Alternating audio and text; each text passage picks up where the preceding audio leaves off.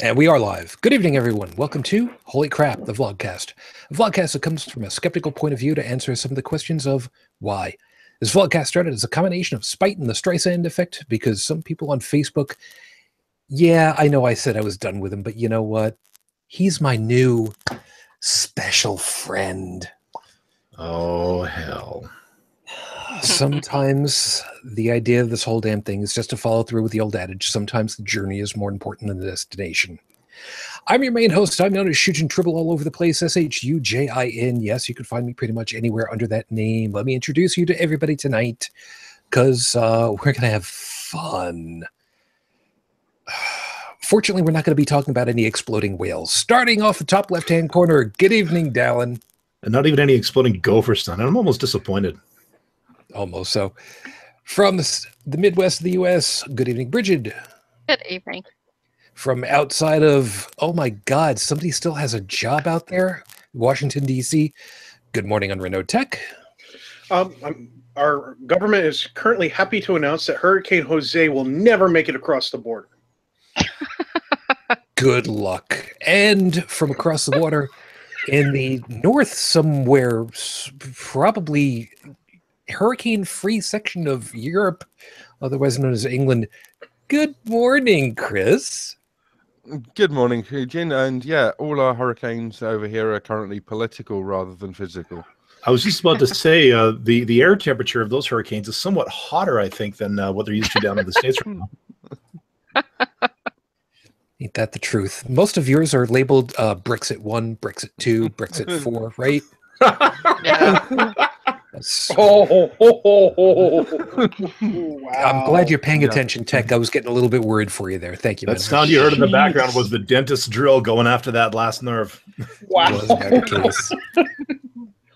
Anyway. Only if there's insurance, of course. Yeah, we were just talking about that just before we got on the air. So, hi, everybody. Thank you very much for joining us. For those of you that are wondering, let's see. Joe? Maybe joining us? Don't know yet. I didn't see anything from him. I'm not sure. He might have had a long day. Joseph may or may not be joining us. I did see him on Facebook earlier, but things have been a little bit tiring for him, so we'll see. Heretic Woman, I kind of forgot is still off in Newfoundland. Sorry. I think she's a Nova Scooter now. I don't care. I may have just woken her up accidentally. So if you're watching, I'm sorry. I forgot. Force a habit. Force a habit. No, he's not. I am. Anyway, so if you are watching live, of course, thank you very much. Starting off with Aubrey, thank you. I do see you over there. And since I did say, I'm going to start thanking people at the top of the show, for those of you that have been contributing, we do have our first donor. So I would like to take the moment to thank, right at the top of the show, almost, I know we're a couple moments in, I'd like to thank Steve, who contributed at the end of August, as a matter of fact, but I've been trying to put some things together. Thank you very much for your contribution. We do really appreciate it. I have been looking into adding stuff other than Patreon and PayPal, because I know full well that some people don't want to do Patreon because you can't easily do a one-off with Patreon for whatever reason. I can't seem to find out how to do that just yet. There's no easy way of getting around some of the problems that people have got with PayPal. Okay, I get that. I'm looking into the possibility of a couple of other ways that folks can see about contributing to us. I just recently found out about whatever the coffee thing, Buy Me a Coffee, or whatever it's called. I did finally see about that recently. And I just suddenly thought about it because I was off at, believe it or not, the Peach Festival, yes, up in the north towns of Buffalo. People were selling stuff, which was cool, but they did have a thing over there for cash, credit card, and they had Square available. So I was thinking maybe, just maybe. Now, I don't know how easy this is all going to be. This is brand new territory.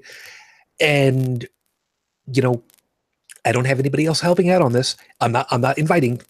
I'm just saying I'm trying to do this a little at a time with the pieces that I got. So if I haven't exactly been up on it, what are you going to do? Don't worry about trying to send us. That's not going to be helping. Oh wait, no, that's not the one that was into the that's not the one that got him into court. So thanks, appreciate that. So we will see how everything works tonight. Like I was saying, a little bit before we went on the air, kind of had a couple of little chats going on. So things have been a little on the weird side trying to come up with topics because there's just so much that's been going on, and it's been really hard to try to like zero in on one thing in particular.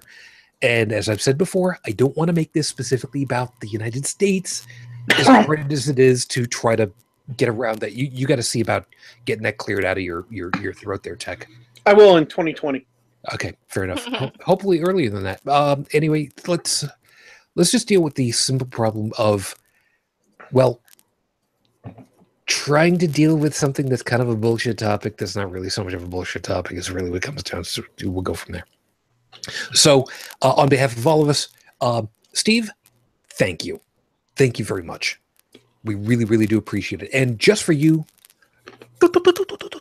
some people get that one. Some people need to have it explained and need to watch The Evil Dead. By the way, that was actually really good. Ash versus the Evil Dead.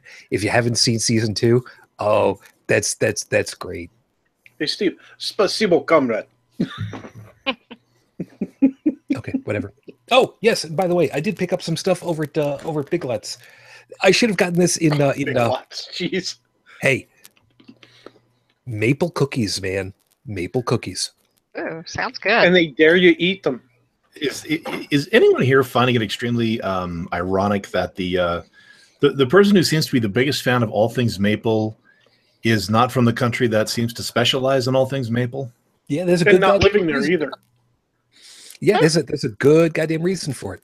Forbidden fruit. I'm going with that. I don't care. I'll go with that. Anyway, if you like forbidden about maple, I can't normally get this on my side of the border. See that? Dude, that's just suck on an oak tree. You got them up there. what I do on my weekends is my business, and stop telling me that I've blown a seal every time I bring my car in to be serviced. I'm not judging you. Thank you. Anyway, You know, all this talk of forbidden fruit, and honest to God, the first thing that popped into my head, and sadly we don't have anybody from that particular state here, but from the great state of Oklahoma, lamb fries. What? Lamb fries. What the hell are those? Okay. Yes, Shujin, I'm derailing it because, well, you talked about maple. I'm going to talk about something worse. because trigonometry, man, that's what it all comes down to. Exactly. Well, how I was introduced to it, I was at a particular steakhouse in Oklahoma City where George Sr. Bush had apparently ducked out of something to go have a T-bone steak there. Huh. Don't blame the guy. Well, I'll admit, to the restaurant's credit, they did cook a mean steak. I will say that much. But one of the things they were offering at the time was something called lamb fries. And everybody at the table was wondering about what that was. And I said, okay, you've got my attention, basically. Mm. He says, so have you ever heard of a Rocky Mountain oyster? I said, yep. And he said, okay, it's that, but with sheep. I'm like, okay, I'll pass. Okay, Bridget's got it. I'll try one. Just please let me finish the bit here, because the reaction of my coworkers after I dropped the bomb, oh my God. So one of the guys who was with us on that trip was the vice president of operations, basically the guy who hired me. And suddenly he's giving me this look like, okay, what exactly is that? I said, well, down here they call them Rocky Mountain oysters. I said, but up back home they call them prairie oysters. Reaction in 3, 2, 1. The entire table cringed, except the one gentleman of, I will say, Chinese descent, who would eat anything, and he went and ordered some. Okay, folks, for those of you that don't know, lamb fries are breaded and fried sheep testicles. Yep, except you slice them thin. Yeah. The prairie oyster is the same thing, but with cattle. Mm-hmm. And yeah. And Rocky Mountain oysters are tasty. Yeah, and I mean, you know, Chris, I'm glad you didn't have too much of a reaction, because let's face it, you're only so many miles south of Haggis-town, right? So really, y'all ain't got I have not tried to stand up on.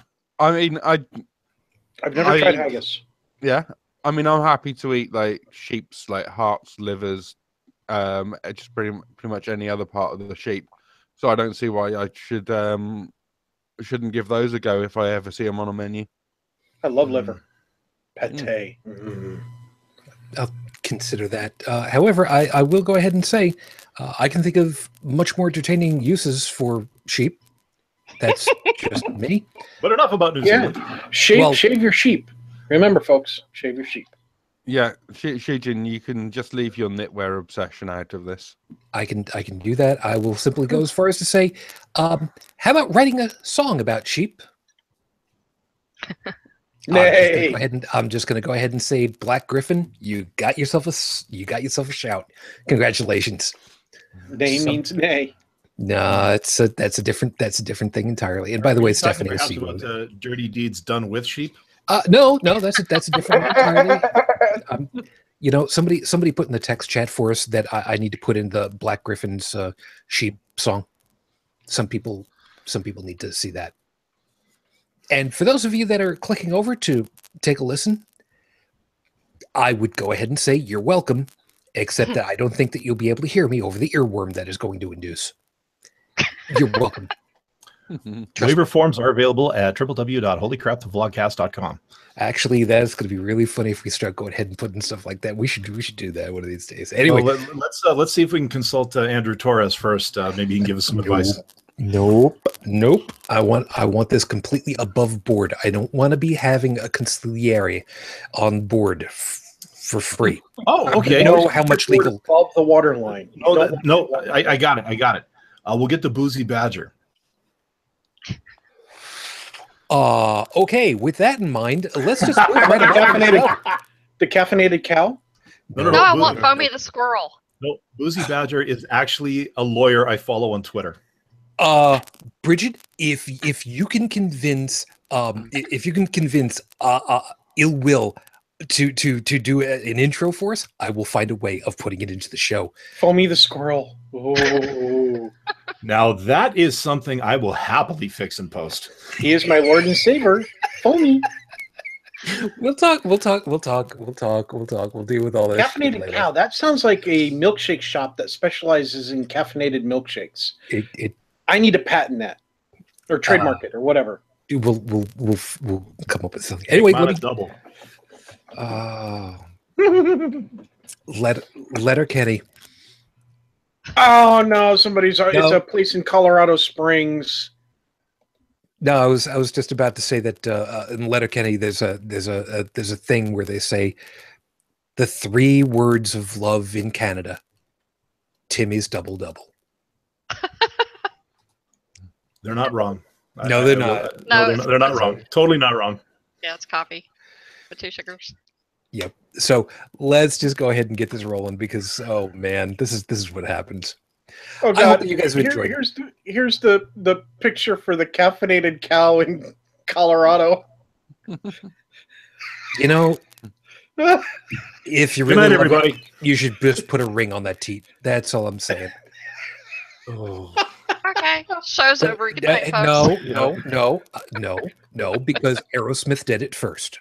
No, those who can do, those who can't show stupid pictures on the internet.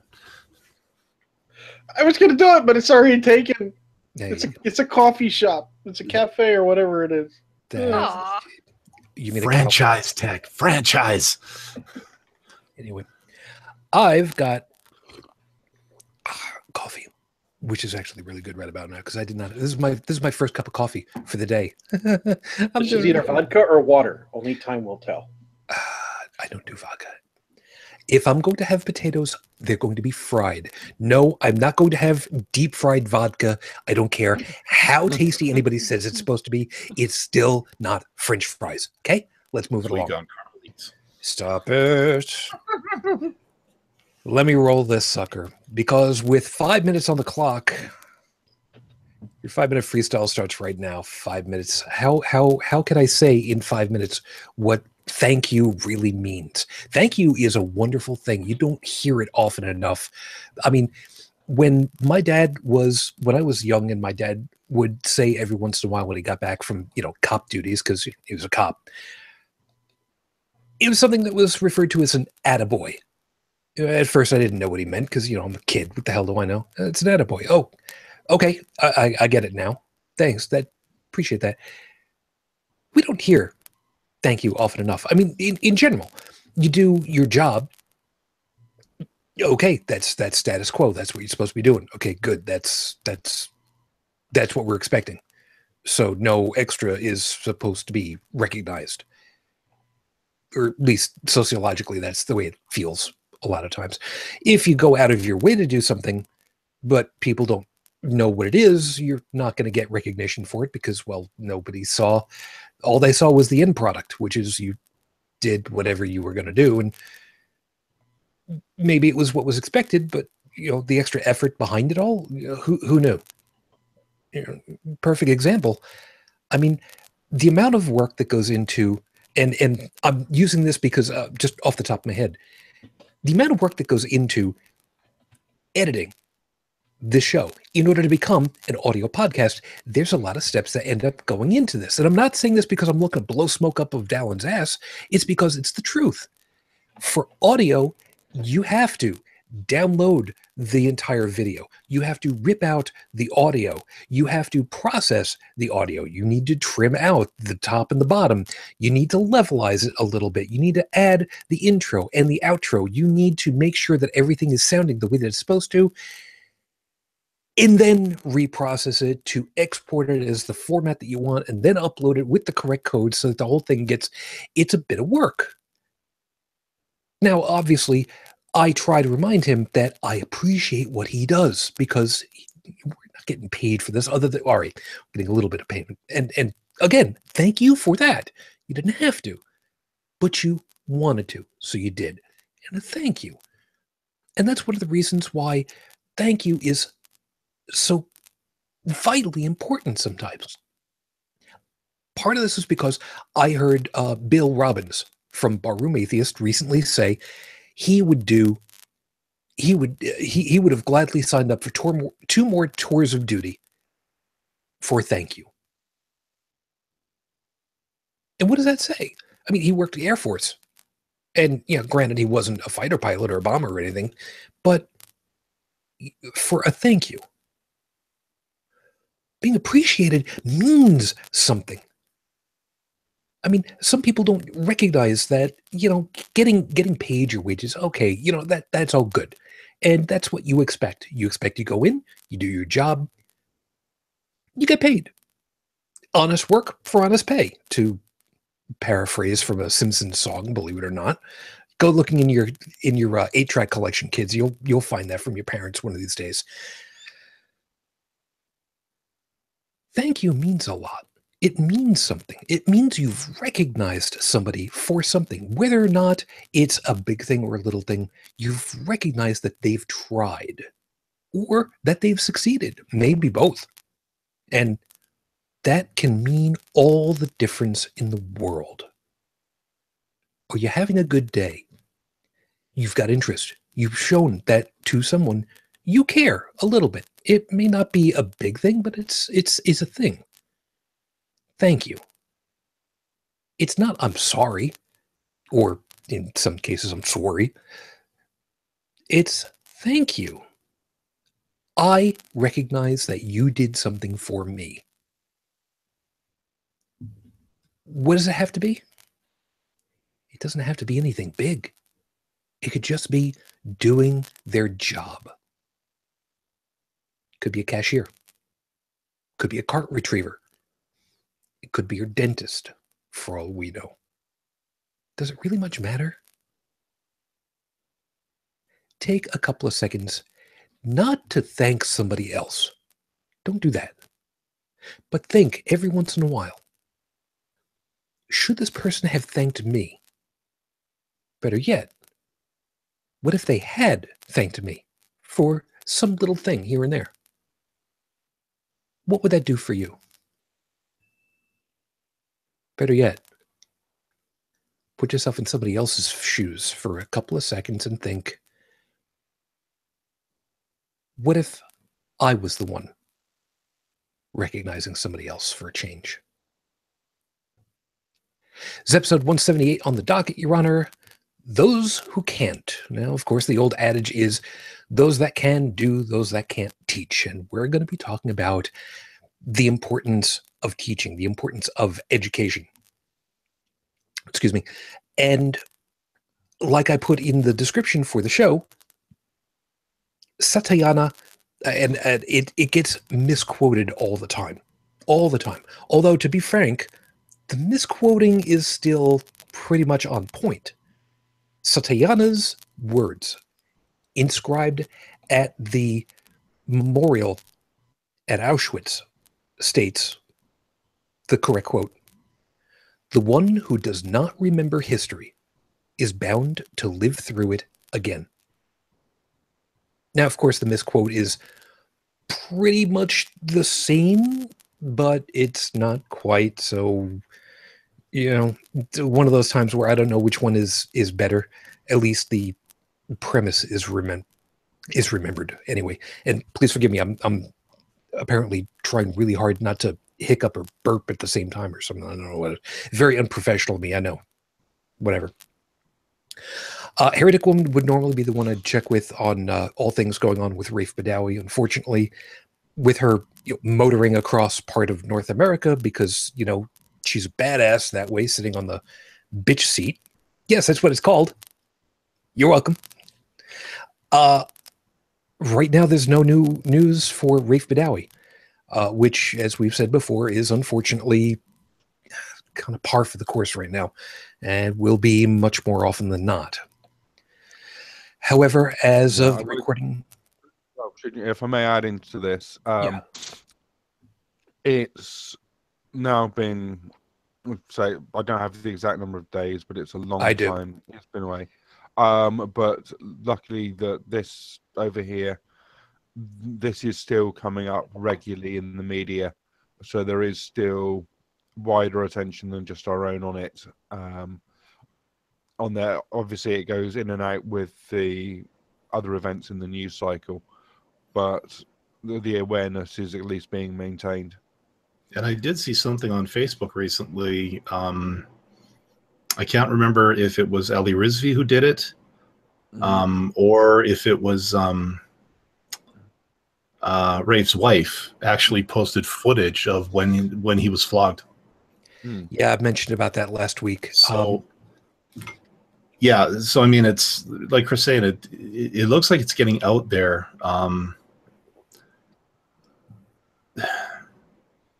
I'm not sure how optimistic I am these days, just given things the way they're going. But I can't see Mr. 45 there taking up the cause on this one. Besides, this was since Raif's family is in Quebec.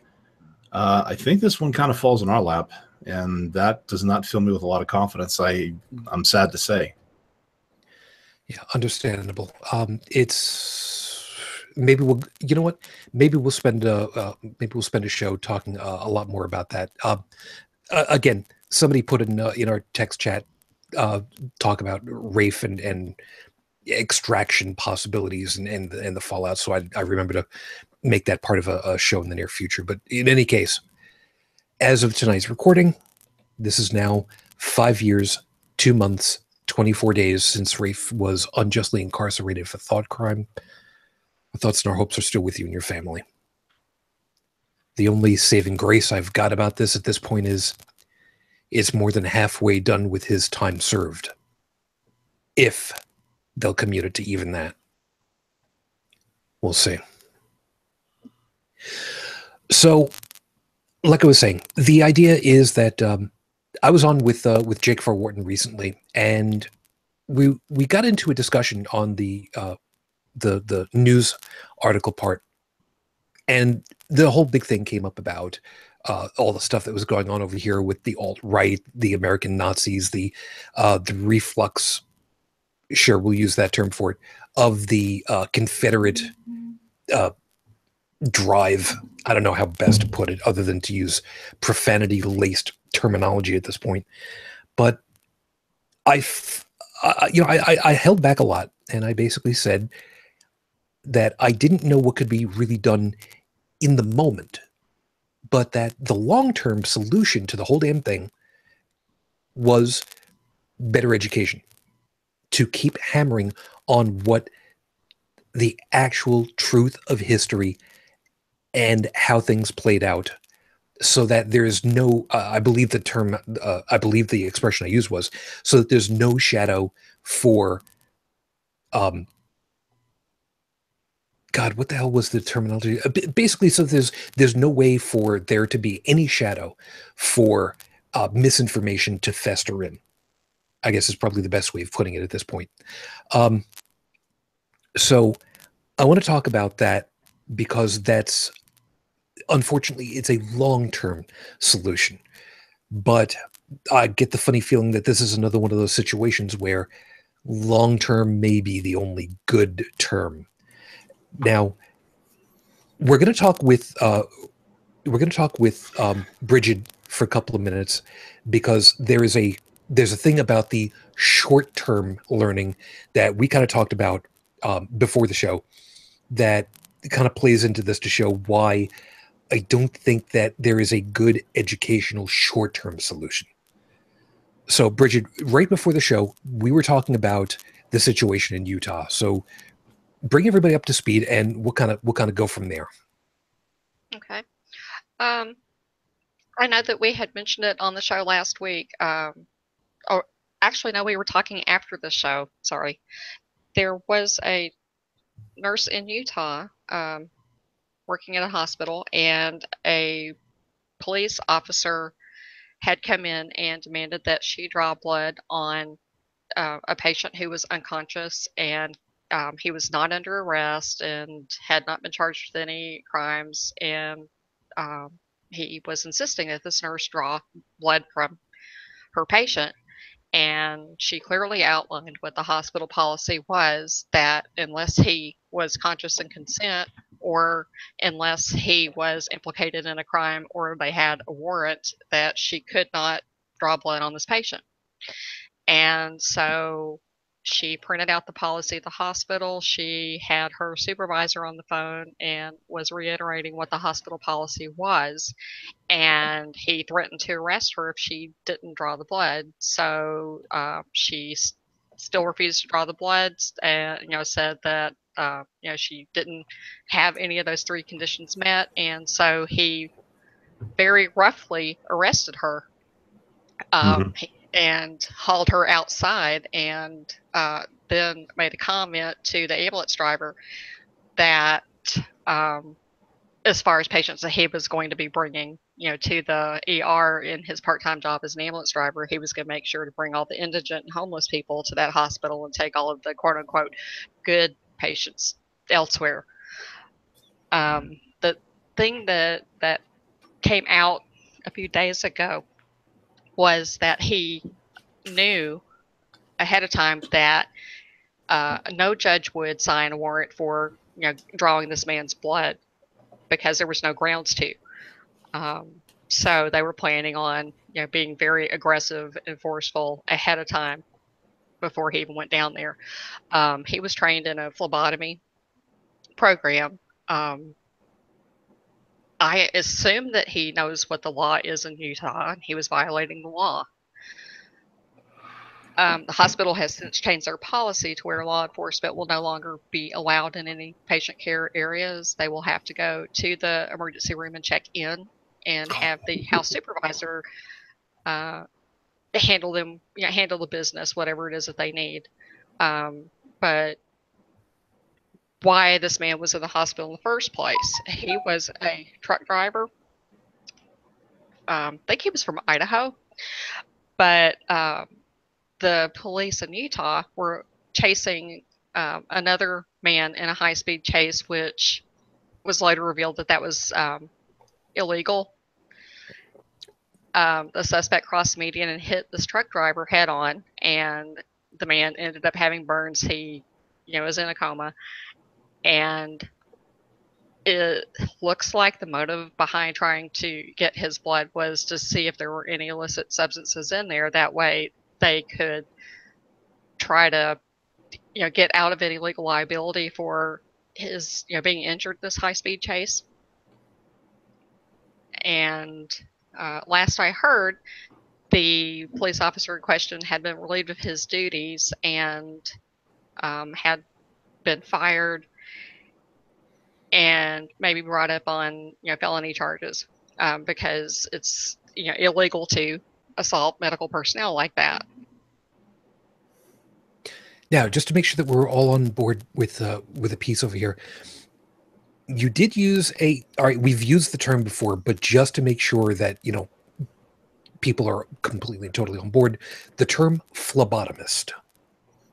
It's someone who's specially trained to draw blood for laboratory samples.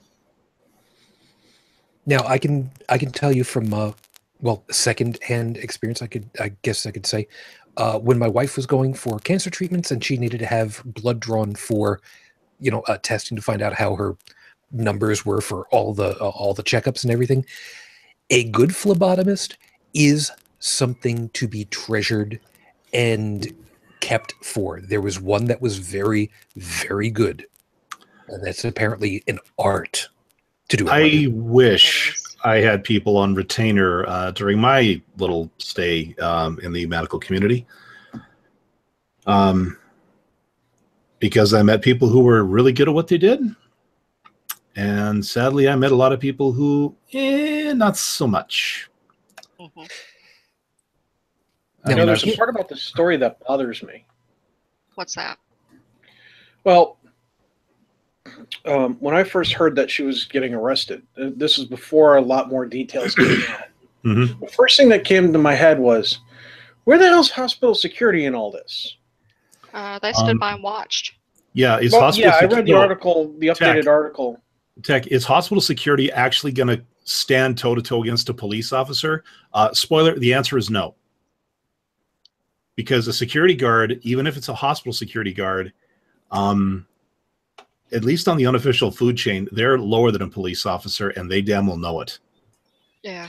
Yeah, but even if they're lower than a police officer, and they knew, and they were of the knowledge that police officers can't just randomly run into a hospital and start arresting nurses, they're supposed to intervene at that point. Yeah. If a police officer comes to the hospital and goes, I'm arresting you because I don't like the color of dress you're wearing, I'm sorry, but as a security guard, they should be stepping forward and going, sir, that's illegal. Okay, now hold on. We are going to get to that. Trust me, we are going to get to that because that's really, really, really important to this whole piece. Whatever it is that you're thinking about, don't lose that thought right now because that's super important. I want to get to that in just a second. But there's a couple of other germane pieces that I need to make sure that we're in place here. Like I said, Bridget and I were talking about this before the show. The length of service, to the best of our recollection, on the police force. It was at least 20 years. I can't remember if it was 20 or 30, but he was a long time police officer. Okay. How long does it take to do medical training where you'd expect somebody to be a trained phlebotomist? I would say about a year is standard. And if it was just actually, come to think of it, you know what? I didn't ask this. I have no idea how much additional medical training you would have anyway, even before specialized training as a phlebotomist. Any idea? I really don't think that there is any. I mean, to be honest, you have to have clinicals and things like that. But I think the program runs about a year. That's average. Okay, so this is somebody who's been on the force for at least a year in a semi-medical professional type thing, a sideline. But he was also an ambulance jockey too. Mm-hmm. And that he's gone from, so as an ambulance jockey, he would have been EMT? Probably. And that's major. Yeah, and that's a good 4 years?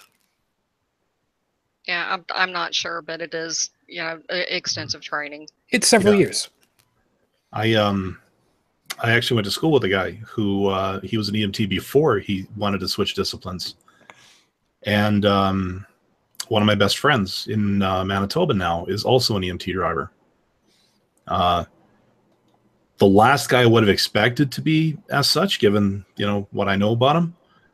But he's damn good at what he does. But I know that in both cases, and actually having talked to the classmate, yeah, there is a lot of training involved. I can't remember how many years it was, unfortunately. It was several years. Yeah. I mean, there's a certain level of professionalism. Having dealt with EMTs, again, personally, in just the past year or so, I mean, they got to haul a guy like me out of a house into an ambulance.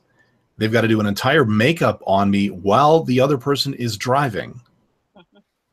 I mean, they put a line in me, you know, driving over a pothole-filled road, got it in one, and that sucker lasted for about 3 or 4 days, which for my veins is a miracle. You know, I'll tell you what, I can give you I can give you the ward where I stayed and say, yeah, do you know about this guy's history with veins? And they'd all just kind of go, yeah, we remember him. So there's a lot of professionalism there. Actually, you know, for somebody to say, you know, well, yeah, I was doing this part-time. So you part-time doing a job that's almost as hard as your full-time, i.e. being a police officer. Are you a special kind of masochist, sir? I really have to ask. Could be. It could be that he enjoys the adrenaline rush. I mean, there are those type of people. Yeah. But here's the piece I wanted to make sure that we had very clear. This is someone who knew, well and goddamn knew, what he was looking to do was wrong before he started doing it. Mhm. He knew what his duties and his responsibilities were. Now, I'm gonna go ahead and open it back up for you guys, back to where you were in a second. The reason why I was using this is because for the education part, the nurse in question literally printed off the document that said, these are your duties and responsibilities, and these are mine. You can't have blood if blank, blank, and blank.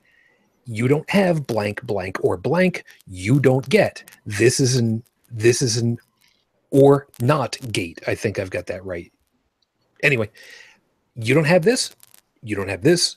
You don't have this. You can't have it. You miss all three. 3 strikes, you're out. And he blew a gasket and said, screw this. I'm going to put my stomp down. Now we're back to where we were. Why couldn't they go ahead and go after the police to stop him? Chris, I stopped first and foremost, be my guest and lambast the shit out of this person.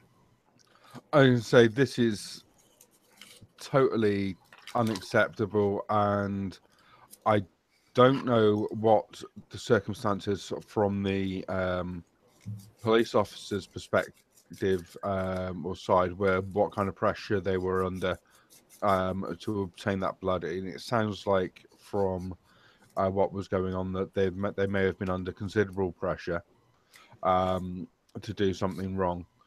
But I was going to respond to Tech's point about hospital security. I don't know what the hospital's policies are, what instructions to security personnel, if any, that were present were under, and I don't think it's fair to comment on them in that circumstances with a complete absence of information.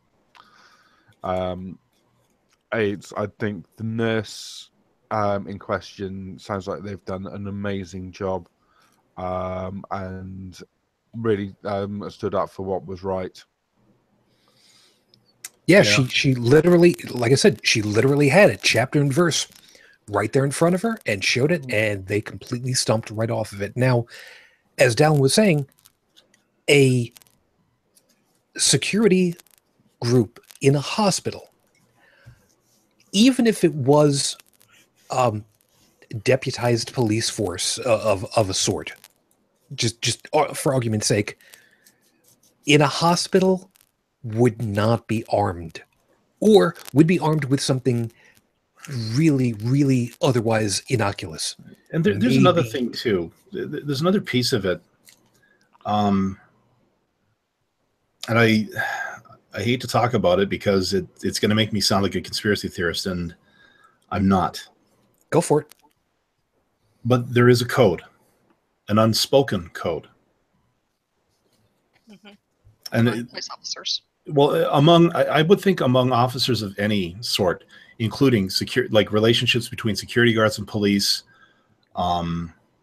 security companies and police, like, you know, you've got, I don't want to say Black Snake or somebody like that, but some, you know, armor security, like some group that, you know, they handle security for office buildings or something. And basically the code is that, you know, when the shield shows up, when the police actually show up, the expected behavior is that the security guard is to defer to the police. Yeah, okay, thin blue line. We'll call it that. And I think that's the other reason, or probably one of the reasons why the security guards just stood there. It had nothing to do with whether or not they were armed. I would say that if you're a hospital security guard in an ER situation, chances are you've got at least a taser because you have no idea what's coming through those doors. But even then, are you going to draw down on a fellow law enforcement officer? No, like, but you can go in and go, hey man, you know, back off a little bit. But Tech, that's what I'm saying. That's part of this whole unspoken code of conduct. But even on an unspoken code of conduct, another thing is to have each other's back. And if you see one of your buddies or somebody that's, you know, in kind of getting themselves into trouble, isn't it also part of the code of conduct to go, hey man, you're kind of stepping over the line, you know, you're going to get into trouble. Hey, come on, back off a little bit. Okay, we're looking at it from the outside. Of course, we've seen video footage. I posted a link to another video that talked about this circumstances. It could be that at the time, you know, given the perspective of everything, maybe the security guards thought the cop was in the right. There's actually been a lot of that online. A lot of people saying that the nurse was in the wrong until 2 or 3 days later when the rest of the footage came out. You know, that's a problem with all this, with, you know, knee-jerk, you know, we've just got a leaked video here on, you know, whatever news network. You know, they show 15-second clip of something happening. 4 days later, some YouTube jockey gets the remaining 45 seconds, which completely turns the perspective on its ear and makes everybody go, well, damn, we need jerked. Yeah, there's a piece about this too. Actually, there's two pieces.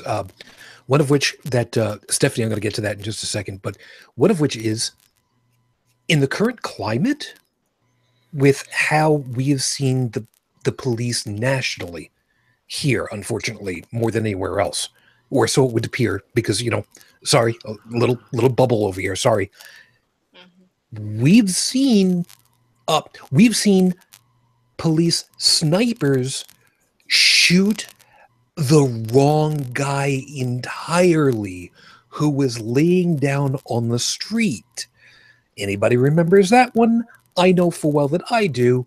Yeah. If shit like that can happen, well, if you're armed with a billy club, at the most, at the time, for argument's sake, and you go to say, hey, I don't think this is a good idea, you touch that cop, doesn't matter whether you've got a badge or not, whether you've got a uniform or not, they're going to draw on you. Yeah. And that's a bad situation, no matter who you are or what your professional job is at that point. Now, Stephanie has got a very good point, and I was going to hit this one also. Quote, it took 2 months and nothing happened until it went viral on social media. The reason why it got out there is because the nurse, I believe it was, and her lawyer got the video and released it out there.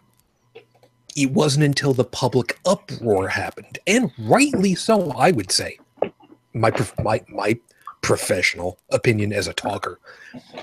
Yeah, totally made a huge difference. The 2-minute video was bad.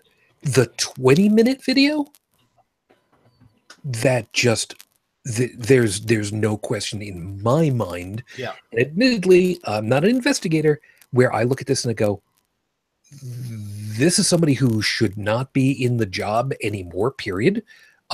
Should be, well, I'm sorry, Joey's not here, because I was going to ask him, would this qualify somebody as a dishonorable discharge so that they don't have any pending retirement? Oh, look, we still have somebody who used to be in the military. Bridget, would somebody in this situation be dishonorably discharged and said, yeah, you're not getting pension, you're not getting jack shit anymore, and we're going to prosecute you? It absolutely could. It might not always, but I'm pretty sure that felony assault would, have some pretty harsh consequences as far as military. You might get busted in rank. They could confine you to correctional custody. I don't know that they would take away your retirement or anything like that. I really don't know. Well, and of course, we're talking about the police here. So that, again, that opens up a whole other avenue. I mean, yes, they're akin to the military in many ways. Yeah, the technical term is, believe it or not, paramilitary. Yeah. Because Actually, they have weapons and tactics and all that happy horse shit, but they're not the actual military. Yeah. Well, they're about to get more, too. Yeah. Another thing. Anyway, going on. I was going to say, Bobby C. might be somebody to talk to about that. Yeah. I mean, him having been in the life for a few years that he was. Yeah, right now, Bobby and company are a little bit busy, though. I'm not saying call him up right now. I think they've, I was going to say, I think they've got bigger concerns, and I understand that, believe me. They're not blowing up a whale. No, they're trying to keep from getting blown away, or other things at this point. I can see nurses starting to wear body cams at this point. Well, now see, that's okay. Hold on a second. I cannot find it at all conceivable that an ER in this day and age would not have closed circuit TV, whether it had audio or not. Mm-hmm. I cannot believe for the life of me that they don't have film. So, okay. Well, videotape. But anyway. Okay, I'm going to throw this one back in your face. Go ahead. Who would regulate something like that? I would. Wait. I'm sorry, Chris. Go ahead.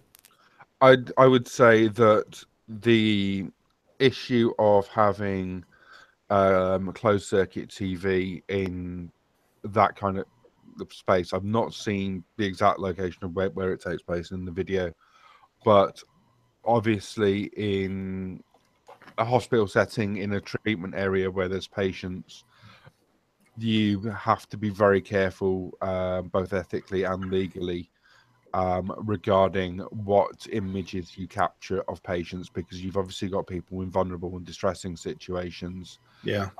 You've got people that may be exposed in various ways and or incapable of giving consent to be filmed on there. So that kind of thing is potentially a legal minefield.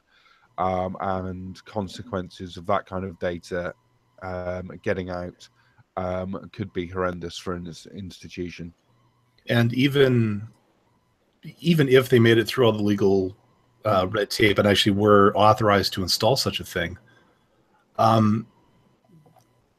what level of government is going to mandate it?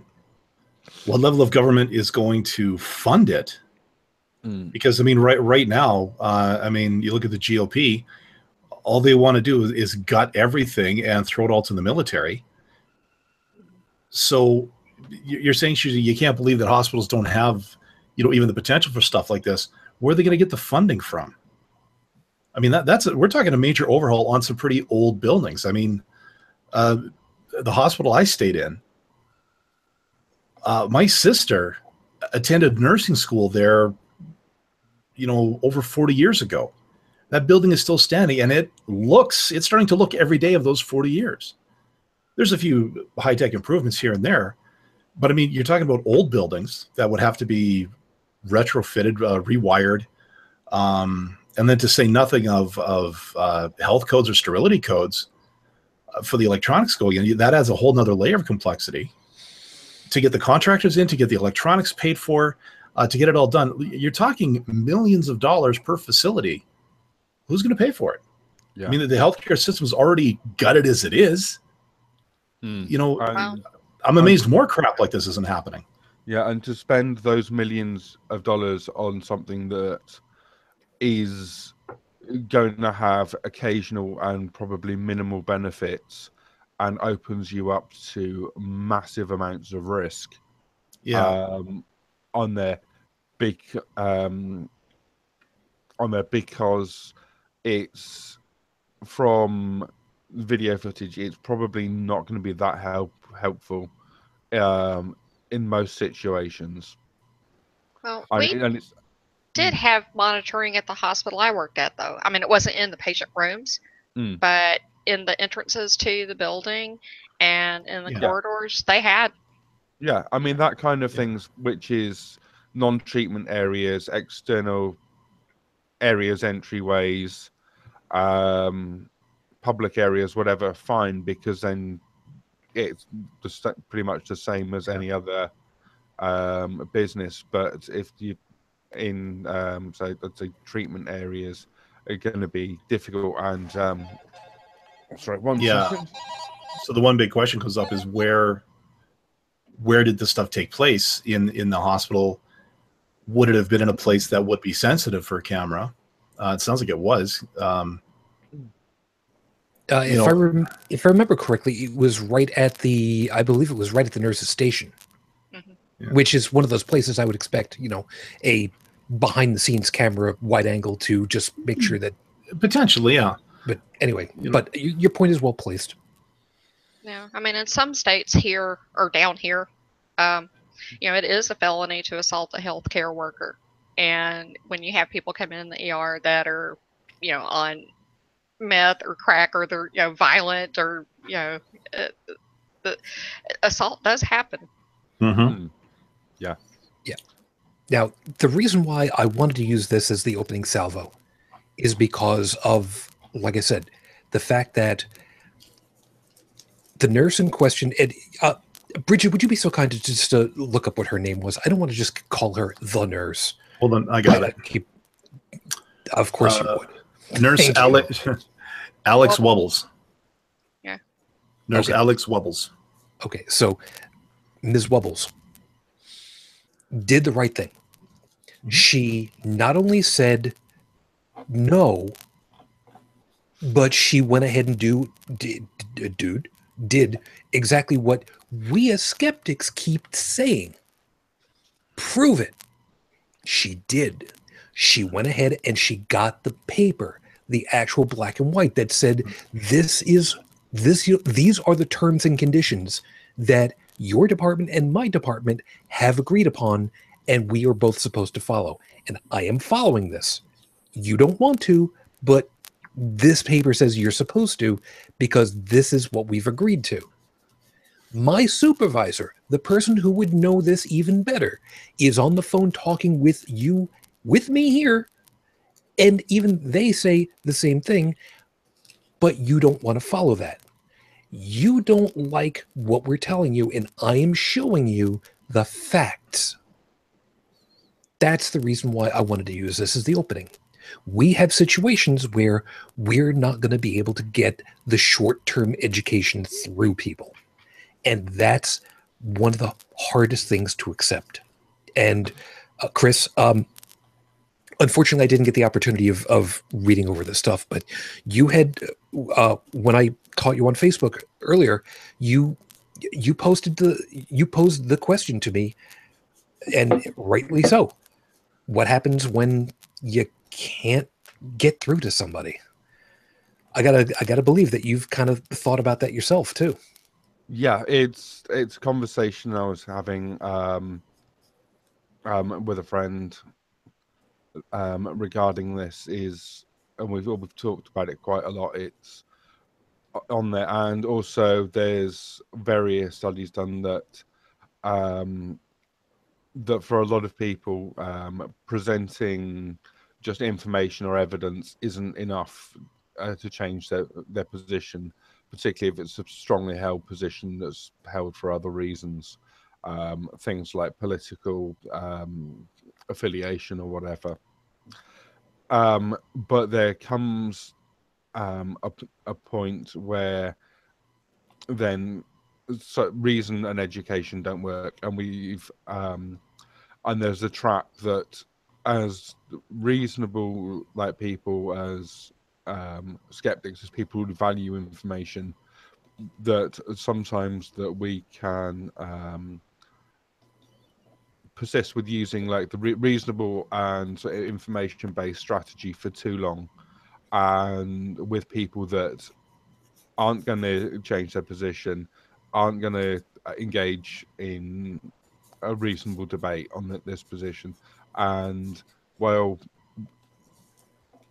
academically, we may win the debate and have all the best reasons on our side, there are unfortunately people that doesn't hold any weight with, and they're either going to engage in the debate dishonestly, or just ignore it and continue to act like arseholes anyway.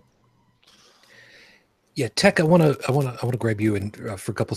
I know, by the way, those of you that are watching or listening in this particular case, yes, I'm running this a little bit more rigidly for the moment than I normally would, and there's actually a good reason for this. You know how I keep saying that we've all got our own little pieces that I specifically want to make sure that I've got people for as specific perspectives. This is one of those reasons why I wanted to get all of these pieces in place before I jump to the rest of it all.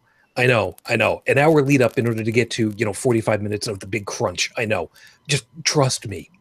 Just trust me for a second. Tech, we've talked on many occasions, have dealt with and continue to deal with people who are in the .mil arenas. You've also said that the longer term folks have a much more nuanced approach to understanding different things, whereas the younger or the less wizened ones, shall we say, tend to be a little bit more gung-ho a lot of times. Can be, yes. Now, with that in mind, when presented with conflicting information that would otherwise conflict with what they think is supposed to be going on, your opinion, and I understand that this is just your opinion, in that kind of environment, who do you think is much more likely, or which group would be much more likely to look towards filling in the gaps and perhaps even changing opinions on a piece? From the people that I've interacted with, and mind you, this is a limited bunch. Yes. Okay. This is just a couple hundred people on a single area that has tens of thousands, not counting all the other locations, multiplying that number, and so on and so forth. So with the limited group that I have worked intimately with at this point, most of the older people, not all of them, but people, let's say my father's generation, are less inclined to be flexible of mind than a lot of the youngers.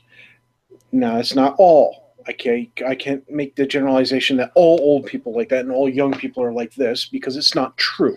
I have met many young people who are extremely inflexible of mind. They know it. They've got it right. You can't tell them different. Even if you put it down on paper, it's not paper. Believe it or not, I met a lady once when I was still in high school who did not believe that there was fig in fig Newtons, even after bringing in a box of figs Newtons and pointing out that on the ingredients list it said fig. She said it was a lie. Well, most people can't ingest a lie without it doing significant damage, but okay, going on. Right. So if we had some conflicting data come in about, let's say, the weight of air. Which is a thing. Right. And you have all these people who have experience in aeronautics saying, no, the weight of air is always this unless you're at such and such altitude. But unbeknownst to them, we found some kind of new kind of phenomenon where it drives that low pressure air or low weight because of whatever it's lacking, whatever mixture of nitrogen or so on and so forth. Maybe it's a little heavier in oxygen, whatever, down into this area, and they've never heard of it before. There's going to be a bunch of people who are going to resist that because now they have to change their calculations, whatever. Or maybe they just have never heard of it before. So if they haven't heard of it before, why now? They would have heard about this years ago. It's obviously made up. It's just a thing. Likewise, there would be some younger generation go, somebody's making up something. But not as many in the younger side. So yeah, you have a cop on the force who's been there for quite some time, and they feel like they can intimidate somebody regardless of what the rules say, because maybe their experiences say, I act like this, I can get what I want. I mean, if you've ever worked retail, you know exactly what I just said. Yep. Yep. And Dallin, that's right where you come in at this point. Go off of this one, the squeaky wheel. Oh, the squeaky wheel always gets the grease. I've dealt with clients. I wasn't even on the. Well, yeah. Sadly, this particular one I'm thinking about was several hundred kilometers away from me, and so, I mean, I could have made a weekend out of it, you know. Garage. SOIP. Bitch slap The- over IP protocol. Yeah. Mind you, the internet was still fairly young at this particular time, so you know the whole a lot of the over IP things that we have today just didn't exist and weren't. I don't even think I'd come up with that concept at that point.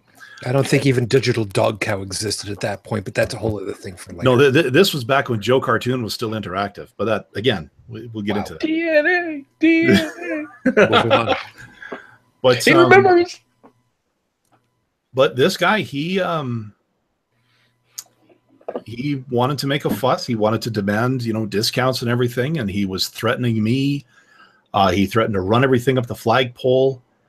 And I was in a position, I was subbing out for somebody because they had just quit, and the only other person who knew the system as well as she did was me. And the only reason I knew it was because I built it. You know, it didn't necessarily mean I knew how to use it well. I mean, from mechanically, yeah, I could rip it apart, put it back together, and work it.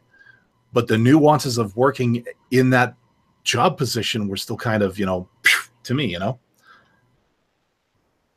But eventually, yeah, I went to the boss with like all my records of all the transactions and everything in our interactions. I said, here's what I know, you know. And he looked and went, okay, well, we've got him dead to rights. And then he picked up the phone and called the guy. And I was in the office with him. And that son of a bitch rolled over on me. So basically, even though I was in the right, I had all the proof showing that I had done everything the way I was supposed to. This son of a bitch in another province still got his way. And that probably explains why that company doesn't exist anymore. But again, that's kind of a personal thing. But yeah, you know, there is true proof. It happens. The more intimidating you are, the more in your face you tend to get. For some people, I'd say 99% of the time, if you come off as an alpha, you're going to get your way. Now, we've been kind of talking a little bit about how this guy, the way we're reading him is that, you know, he strutted in all bluster and blather. The video that I linked you guys to in the chat there, there was more going on, if I remember this correctly. Yes. It sounded like there was some influence from his higher ups. Like he went in there all bluster and blather because, like, I think it was like his supervisor or even the chief was saying, you go in there and you goon these people. Like the way a hockey coach would say, okay, yeah, you see that guy there? Yeah, Mr. Baumgartner here. Yeah, you go out there, you take that son of a bitch out. If I may, I believe the expression you're looking for here is sweep the leg. Oh, jeez, yeah. Okay, if all you're doing in hockey is sweeping the leg, you're doing it wrong. No. For those No, of you that Mr. don't get the reference, Karate Kid. yeah, the Karate Yeah. Kid. No, I know where you're coming from. Good. So like it sounded like there was some external pressure on the guy. I'm not trying to excuse what he did. I think actually he should have told the chief, hey, you know what, you want to do it, you go out there. Yeah. You know, and that's a good point. Too many times when something bad has happened, and I've maybe it's on the news, I'm at work, and I'm doing devil's advocate, trying to figure out, okay, the news is giving us piecemeal. We have incomplete data. We're trying to extrapolate things from that. Okay, it's like, there's two types of people in the world. Number one, those who can extrapolate from incomplete data. Yep. Yeah. Anyway, so I'll start now. Like code, I'll walk through it vocally. Maybe this happened. Maybe this happened. Maybe this was the reason. Maybe this, and people will sometimes understand what I'm doing, and then sometimes I'll get that one person who goes, "Why are you defending that person?" And I have to explain that I'm not defending. I'm trying to find their reasoning, their validation, not backing it up. I'm trying to figure out the flow of events, the chain of events that caused this, not whether I approve of it or not. And too often we see people jumping to the conclusion that if you're trying, if you're talking about it in that way, you're obviously backing it up. So no, we don't condone this kind of behavior here. We are just trying to figure out the underlying reason of what caused this person to behave in such a manner. Yeah. Well, according to the Washington Post, his supervisor told him before he even went, if she doesn't, not her personally, but if they don't allow you to get the blood sample, then arrest people. Yeah. Yeah. Now, there's a piece about this that there's something else that had gone on the live chat, and I'm gonna be getting to that in a couple of moments. Don't worry, I did not forget it. I did not leave it aside. I did not ignore it. It's just that where this is going to come in is going to come in just a couple of moments. Now, the old expression is power corrupts. Absolute power corrupts absolutely. Now, whether this is true or not is debatable, but there is a certain amount of truth to this. If you're in a position of power, why would you give that up? This is something that has happened on various occasions, and it's generally viewed as a really bad idea, because sooner or later, there's only so many peons that you can push before they go ahead and they bite back at you. As the old Internet Wrestling Federation thing used to be, would you rather go up against one Doberman Pinscher, or Doberman Pinscher's weight in Chihuahuas? Sooner or later, you're going to get bit by one of them. Now, where I'm kind of bringing this all together with is perceived power. Whether it's real or not, the perceived power. This guy thought that he was in a position of power and authority over this situation. He actually wasn't, but he pushed anyway. He didn't get pushed back, which is a whole other thing. But he went ahead and he pushed anyway, but didn't get any pushback when he should have. So let's now take this to the other pieces that I was talking about. The resurgence of the Confederacy, the American Nazis, the alt-right, the everything is fake news, even the stuff that I said wasn't fake news is fake news now, but it's not again. This is a mindset. This is an education. This is a position of perceived power somehow that's come into the position where these people think, I have immunity from whatever. Granted, these khaki pieces of shit went ahead and suddenly found out, well, how come I don't have a job anymore? Why is my photo on the internet all over the place? How did they find me? Gasp. Tough shit. Now, it actually goes to education. Bingo. Now, Aubrey had said, and by the way, Aubrey, if you can find this particular article, I would love to have it so I can check it over and maybe add it into the show notes. Aubrey had said, quote, Vice did a good documentary on it, talking to former neo-Nazis. They said that it took them being treated as people at the same time their beliefs were challenged. Did it? Forgive me, I'm quoting it directly, so I'm not entirely sure I've got the wording quite correctly on this. Going on. No, I think you're right. I think you got it right. Okay, going on. Quote, that was what turned them away from it. It was a personal thing. We have to do it one person at a time, unfortunately. Continuing on just a couple of seconds ago, quote, neo-Nazis think they're being persecuted. You need to disrupt that narrative. That's where I'm getting at.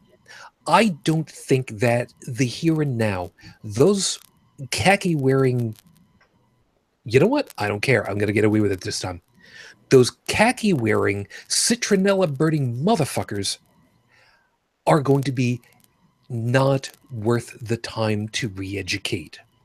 Can they never be re-educated? I do not believe that that is the case. I do not think that every one of them is a complete lost cause.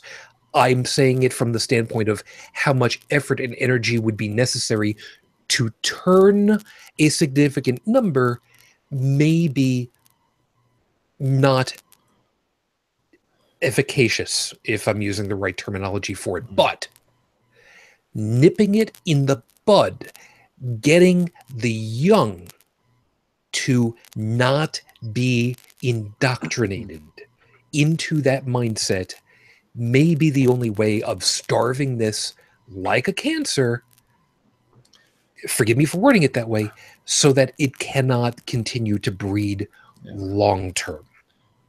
The education starts with the children. Churches know that, which is how they grab them. Yeah, but it's not just churches. Not now. Oh, no, I mean, granted, any group that wants to ensure that their belief system, regardless of whether it's religious or bigotry, somebody hates hats, okay, and they want that hatred to go on. Well, I'm not saying everybody hates hats. I'm saying there are some, you never know. It depends on the hat. Like you were talking about perceived power. Where this came from, where these guys got it from, and I think Joseph's alluded to this before on the show, was that Trump spoke to that as his base, to the redneck, to the I hate using this word because it's been used to death, but to the racist, to the real sexist, to the real dregs of humanity that a lot of people nowadays are being falsely accused of being just because of what they look like. Again, that's something entirely different. They now have the perceived power because the guy who apparently spoke to their level is the guy in power. Yep. And that's what emboldened them. And like I said, Joseph's talked about this before. And what it actually brought to light is that we thought we stamped all this out. We thought we were enlightened and somehow beyond all this stuff. Hell no. We just swept it under the rug and let it fester. And now, like that little piece of pig shit that got underneath the tear, it's festered and it has exploded. It's basically exploded. And that's what we're seeing right now. And what you're talking about, education, being able to educate the Tiki Torch Brigade. Personally, and again, I've said this too, on an emotional level, as far as I'm concerned. Now, again, this is the emotional side of me talking, not the rational. Let me separate that. If you raise your hand in the Roman salute, if you say those words, I pledge allegiance to Adolf Hitler, blah, blah, blah, i.e., as in what you heard in the Blues Brothers, if you wear the insignia, the uniform, anything, if you subscribe to any of those beliefs, as far as my emotional side is concerned, you have forfeited your rights and privileges as a citizen of any country in the North American continent. That's that. Free speech, screw you. Okay? You want to spit in the face of the very thing that has given you that freedom? You don't deserve it. And again, that's the emotional side of me because of my degree of separation from that thing, that beast that just about destroyed the world. And it's hard for me to even give a rational thought to it because, again, my emotions they override it. Okay, I'd like to Please. sort of there's a lot of the talk about the education and the not repeating history thing on there. There's also, I think that is one element of it on there, but it goes beyond sort of academic education or like information on there. This is something, and also I think to focus solely on that is a mistake because there's a lot of other things. One is, has already been commented, is that the Tiki Talk brigade, ourselves in the street, are only one aspect of it. Yeah. And there are people like in the UK, like Nigel Farage and Rees-Mogg and various others that are like highly educated, went through some of like the best schools and universities in the country, backgrounds like in investment banking and whatever else. So these are very smart, highly educated people that are basically the Nazis in a suit. Yeah. They are so far right wing. They have utter contempt for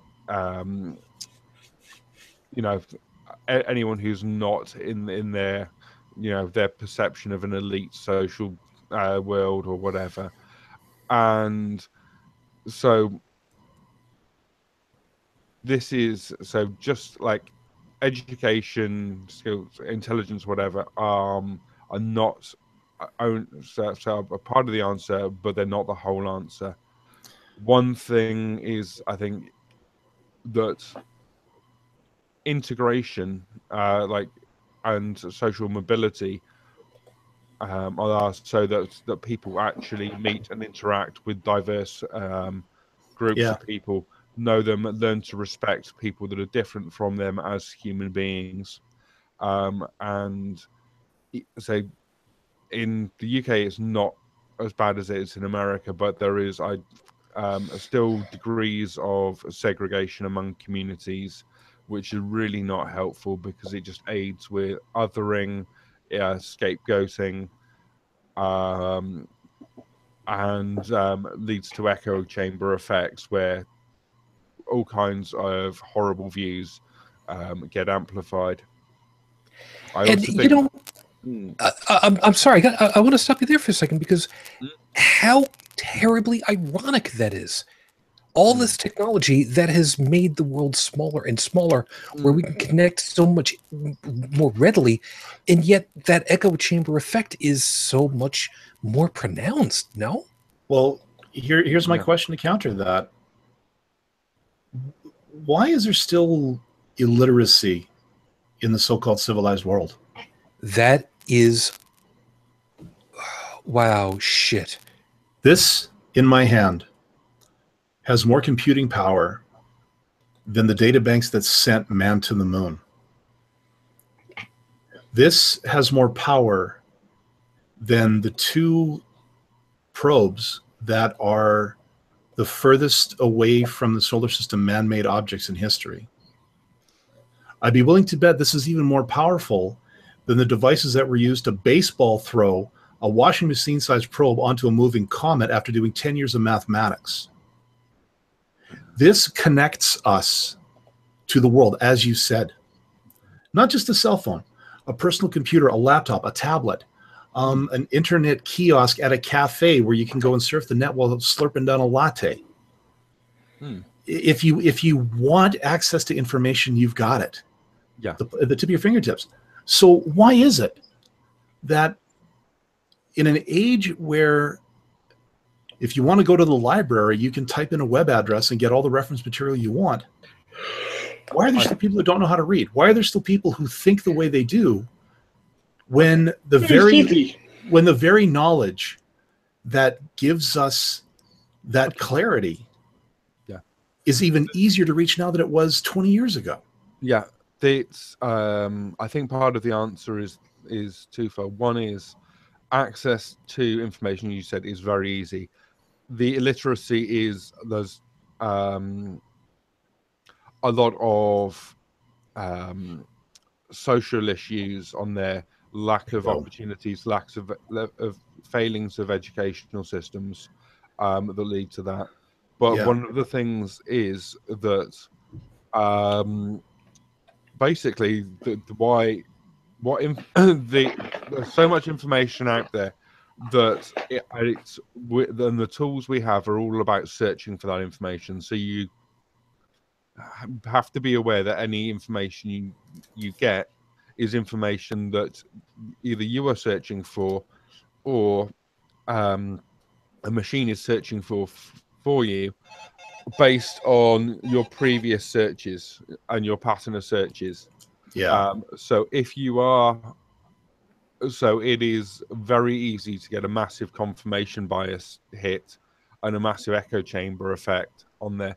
One thing that is different than information is access to people. Access to other human beings and taking advantage of opportunities to interact with people that are different to you. Fake news.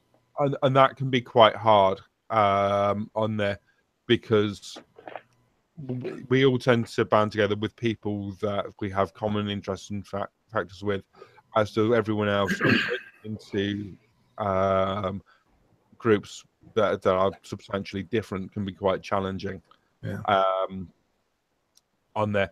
So that's one of the factors in there. The other is, I think, that we need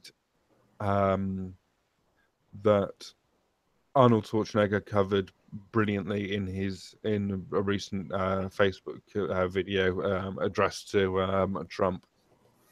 On there, was saying that in post World War II Austria, that those that had fought on the German side returned to a life of shame on there. And I think that we need to make it these unacceptable views, the hatred, the misogyny, the racism, so completely socially unacceptable, and that anyone who holds them immediately gets the impression this is really not cool, this is not okay, and these opinions don't get reinforced. And we have to tackle both the tiki torch wearing brigade for doing this, and we also need to tackle the smart, like, businessmen or politicians in sharp suits that are the more insidious, face of it, because those are the people that while they're not waving torches in the streets themselves, they're the ones egging people on. They're the ones on there raising in, like, political and influential circles these absolutely horrible ideas, and presenting it like that we should actually be having a serious debate about some of these issues, when what we should really be saying is fuck off. Yeah, by the way, two pieces about that. What Chris is making reference to is something that also came up in the live chat. Aubrey again, quote, "You need to worry about the ones in the suits most. David Duke in the US, for example, very dangerous person because he cleans up well and comes across as, quote, respectable, unquote." Yes. And this is something that is true, but there's also another piece about this, and Dellen, I'll give it to you in a second. The part of the problem with the name and shame problem is the perceived persecution complex suddenly now becoming an actual persecution complex because people are actually going ahead and naming and shaming, which is one of those unintended consequence things. Yeah. Wherever it was you wanted to go, Dellen, you got the floor at this point. Well, okay. Well, for one thing, David Duke. Fuck him, by the way. Well, yeah, but the silver lining about that is the fact that the second you hear the name David Duke, you already think, racist asshole. Well, so, hold it. Most of us do. Yes. Now, the naming or the idea of making ideals socially unacceptable. The cynical part of me wants to say, we tried that, and look what happened. I'm the cynic in the group. What are you doing? I blame your country's politics. Okay, it's making a cynic out of all of us. It's completely understandable and deserved. But no, this is what I was getting at before, and again, it was something that Joseph, I think, touched on a few episodes ago. We thought we had shamed those thoughts and that kind of philosophy into what we thought was oblivion, or very close to it. But it turns out the whole thing went underground, and it continued to fester one generation after another until now you've got this trigger point. So now I'm not saying it's a bad idea. I think it's a great idea if there's a way that we can make it to basically say that, yeah, you know what, your opinions on this, your whole racist agenda, your whole I think the Nazi symbol is this, that. No, that is wrong. Screw you. You do not deserve a spot at the table. And there are a lot of skeptics who would probably roast me for saying that, saying, oh, you're just another lefty liberal. No, I'm someone whose family went through what happens when an ideology like that takes hold. And when you're in a place that's economically depressed, like certain parts of the United States, that is when ideologies like that take hold. Pause it right there. You hit exactly where I was looking and hoping this would end up happening. From the chat, Stephanie, quote, you have whole families and sub-societies who hate education. As an ex-teacher, I've had children whose parents think education is a waste of time. Bridget, bringing it back over to you. How many times have we heard about, especially over there in Texas, I don't have to educate my kids because the rapture is coming. They won't need to know nothing. Any day now. Yeah, we have heard that a lot. And unfortunately, in places like Texas, parents are allowed to do that. Quiverful movement. Yeah. Don't get me started. Well, you know what? I've got to for a second. Yeah. Well, just because I brought it, let me just put it out there. The Quiverful movement is a Christian. Just say religion in general. No. It's a cult. Cults. Yeah, there you go. Well, in this particular case, it is a really, really, really specific Christian cult. Yeah, there's no other way of putting it. Where a woman's body is exclusively for the gestation of new kids to become part of that particular religious cult. That's their job, to be an incubator, and that's it. Seriously, no joke. I am not being a misogynist. This is honest and fucking truly exactly what it is. Please forgive me for cursing so much on this one, but it absolutely blows my mind that in this day and age that this is what some people they had a show on it. I forget the names of that family. 19 and counting. Yeah, it was the Duggars. Yeah. The one and one of them actually ended up going to court because he molested his sister or something like that. Yeah. And turns out it's a little bit common for those folks. Yeah. When you have a family dynamic where the figureheads, the parents, okay, who are supposed to be doing the authoritative job, giving authority down the chain and then not following up on the authority that's been given, right? bad things Well- tend to happen. And this doesn't matter if it's a religious environment or not. Bad things tend to happen because there's abuses of power, whether it becomes psychological or physiological. They happen, okay? Especially with young adults that have not yet had the chance to fully develop, and now they're being saddled with responsibilities of taking care of younger siblings. Things go bad.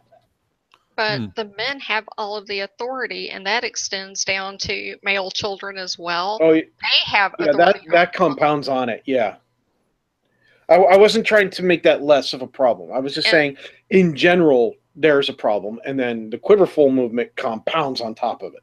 Yeah, at the risk of making it sound crude, the woman's place is in the home. She is subject to Barefoot, her naked, and husband's in the kitchen. she's subject to her husband's authority, and the only goal that she is supposed to have is to pop out as many kids as possible. She's an incubator. Barefoot, pregnant in the kitchen. That's the phrasing. Yeah. Chris, Sorry. I'm sorry I cut you off before, but if I didn't completely lose you on that now. If I can link this back, go, please, by all means. On there to try and link this back to the main topic, and what Dallin was saying about, we tried, we've done quite a bit with education, and as you said, we've done quite a bit with shaming, but maybe not enough. One of the things that definitely hasn't been done is addressing the problems in our societies that lead to these ideologies. So I'd say not so much it's the ideologies themselves that have festered. It is all the background problems on there. And as I mentioned, some of this is lack of social integration engagement, lack and failures of education systems. But there is also just the fact that there are a lot of people who are pissed off about their circumstances, and a lot of cases justifiably so, because they're mentioned economically depressed areas. They're having police authoritarian oppressive policing, being on the receiving end of perceived or actual sort of bigotry or whatever, and it's all of these things bubbling under the surface, and they've been bubbling for quite a long time on there, and this has happened throughout history. Me and Deborah were talking, Heretic Woman, were talking after a show a couple of weeks ago about how a lot of the factors influencing the American South have stemmed from them after the Civil War being taken advantage of quite harshly by people from the North. Yeah, I remember hearing about that. Yeah, in terms of economic suppression on there, and this has led to a sort of persecution mindset, and which has then gone down to avenues which don't result in them helping themselves. There are some parallels we were drawing with Germany post World War One, where the climate and the treaties and the situations they were forced into left things festering on there, and that all then came to the head sort of 20 years or so later in the late 1930s, and it's happened countless times in history where a group has, say, lost a war or lost sort of the economic contest or whatever between two countries, and the one that's come out on top has oppressed, or severely limited or imposed such harsh conditions on the losing group that shit has just bubbled and festered for decades or centuries afterwards. And then it's all come out ahead and the steam has vented. And so I think it's got to be a multi-pronged strategy of education, learning, engagement, addressing social and economic issues, and also the making sure that we don't give extreme idiotic views a place at the table. We don't engage in false balance debates where we discuss something that has no merit, and if necessary, let's say we take like forceful action, whether legal action, whatever, and just say there is a line where we've decided, okay, if you want to go beyond this line, it's not acceptable, and we're not going to permit it. Yeah, you were talking earlier about how the North treated the South, and I remember my thoughts after that conversation. I didn't really say much, but it was like, why would you do something like that? Why would you not? I mean, this was a civil war. This is a war inside of a country. Okay, you beat the other team. It's time to, throw down the flags and start helping your fellow man. And okay, that was my thought. But just as you were talking here, I was reminded of, I think it was one of my great aunts, shortly after the war. She traveled to, I think it was Bonn, Germany, or a port town anyway. I think it was Bonn. And she was shocked that the harbor looked in relatively good shape, considering, the British had gone over and, let's just say when it comes to retribution, you guys are pretty good, from what I was told. They blitzkrieged you. You turned around and went, yeah, hold my beer. I got this. But she had mentioned to the harbor master, had commented that, I'm amazed this place is in as good a shape as it is. And the harbor master looked and said, well, we actually prioritized rebuilding the harbor because we could get our commerce going again. And she traveled from the harbor into what should have been the town proper. And what she told my mother was the tallest remaining piece of structure was maybe 6 feet. Her comment is kind of what shook me a little bit, because, Christ, this was family. She said to herself, they didn't do enough. There was so much hatred for what the Nazis did that there were some people that thought that the entire country of Germany should have been glassed. Like that, they saw what happened in Hiroshima and went, okay, Germany, big bullseye, like make it a crater. There's a lot of people that carried that. And even to this day, my brother used to work at an airline here, and he had a couple of Jewish people working with him. Mm. And when some people who would fly in from Germany, they could spot, obviously physical traits of a Jewish person, be whatever they are, and they would literally just turn up their nose and try to get help from somebody else. There's a piece that prejudice has been run very, very deep. Yeah. We don't have very much time left over, so unfortunately, this is going to be a situation where I'm going to kind of drop something with all of us and see where it goes, and hope to hell that I didn't just give us like an extra 45 minutes worth of talk on this one. I'm going to have a really, really hard time of maybe selling this one, but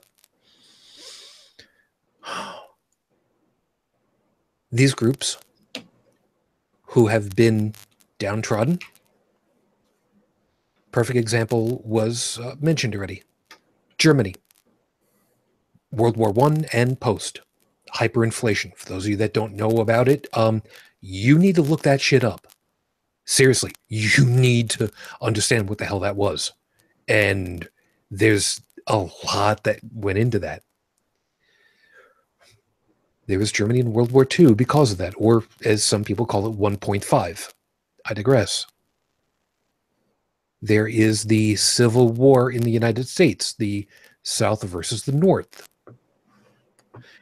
There was now the pull-up of Donald Trump to rally the troops. All of these groups and so many more over the centuries have been looking specifically over and over and over for their lightning rod, for their Messiah. So many times over, whether it's been rooted in Bible, in Christianity, I should say, or not, that's what it's come down to. Who can I hitch my wagon to that's going to finally pull me out and put me on top, whether I'm on top already or not, because I think that I'm not. Because I'm not on top unless everybody else is beyond me, underneath me, under the boots, or under the rails of my truck. This is somehow or other, I feel like that's what this whole damn thing has been all over again. And I wonder if that is the biggest problem of it all. Trying to find a way of excising the need for, well, like Dallin said, as Joseph would put it, so much, God, I forget what terminology he'd use for it, but so much of conformity, of glomming onto my group is my group and your group is not, so you need to be underneath the wheels of whatever machinations I've got to plow over you. Yeah. Mhm. That's what I was talking about. One of the conversations I was having with my partner the other day was regarding the how young, particularly young men, can get radicalized on there. And we've got a situation in the UK where we've got people from say Muslim backgrounds where parents or grandparents, whatever, have immigrated and come over here, and they're in a situation where they're not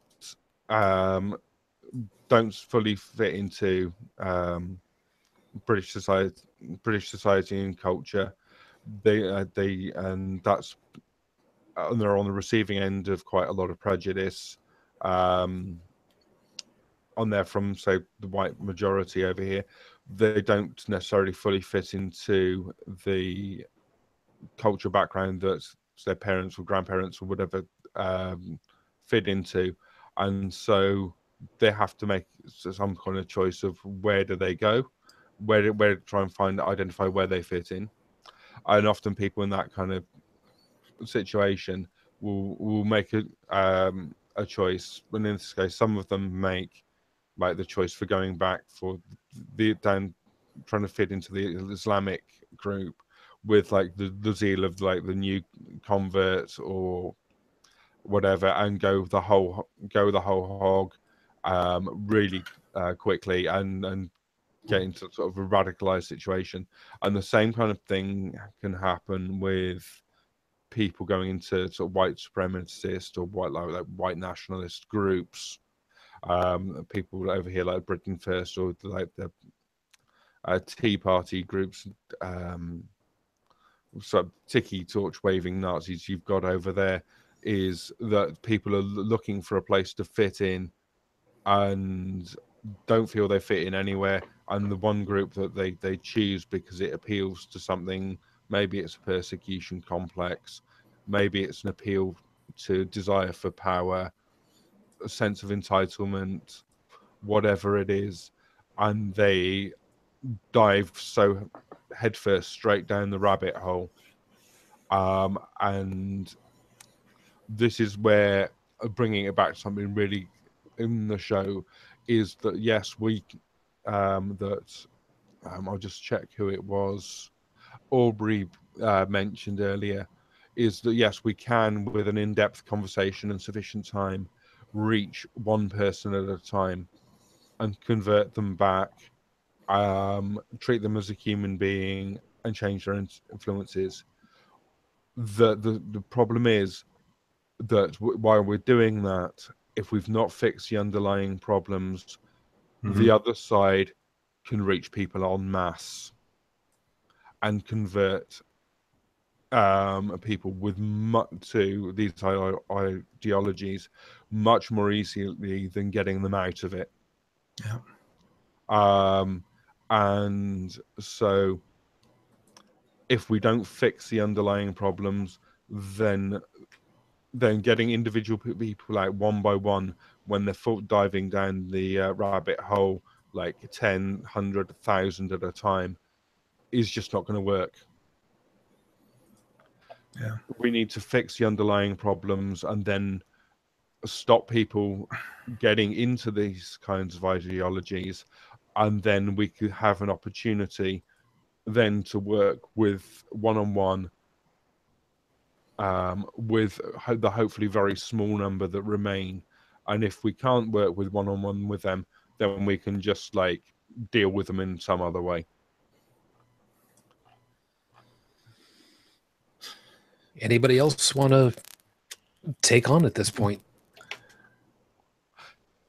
I think no, what Chris said is right. We can deal with them piecemeal right now, like he said, but look where these guys. Yeah, but look where these guys are coming from. Like I said before, an economically depressed area.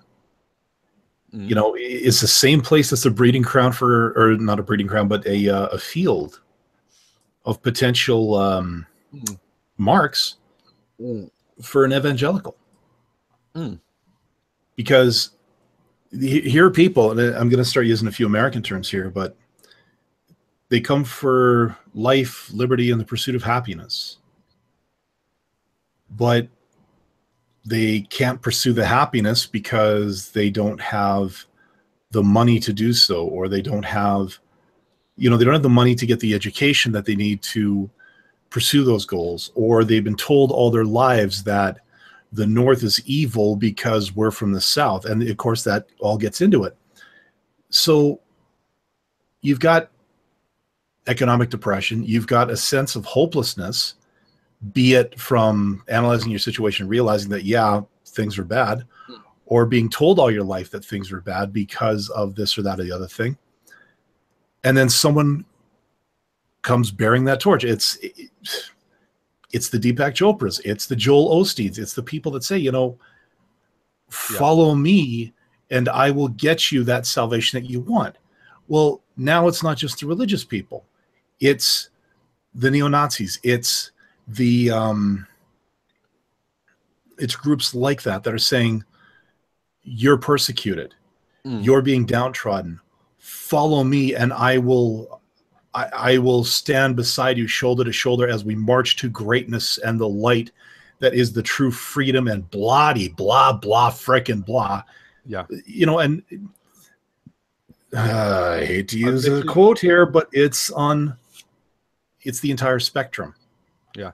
And this is why I think one of the worst things that we can do, and it is very tempting as people that view like value evidence and debate and open discussion on things, is that recognizing that if we're giving legitimacy to the right-wing head cases that happen to have happen to also be a trust fund manager in a designer suit that looks like clean and smart and successful and is appealing to these shitty ideas, then there's someone that maybe people that hold a moderate right-wing position in a depressed situation are going to look up to and say, look, there's someone successful who holds these views. Yeah. So this is someone whose background or whatever I respect.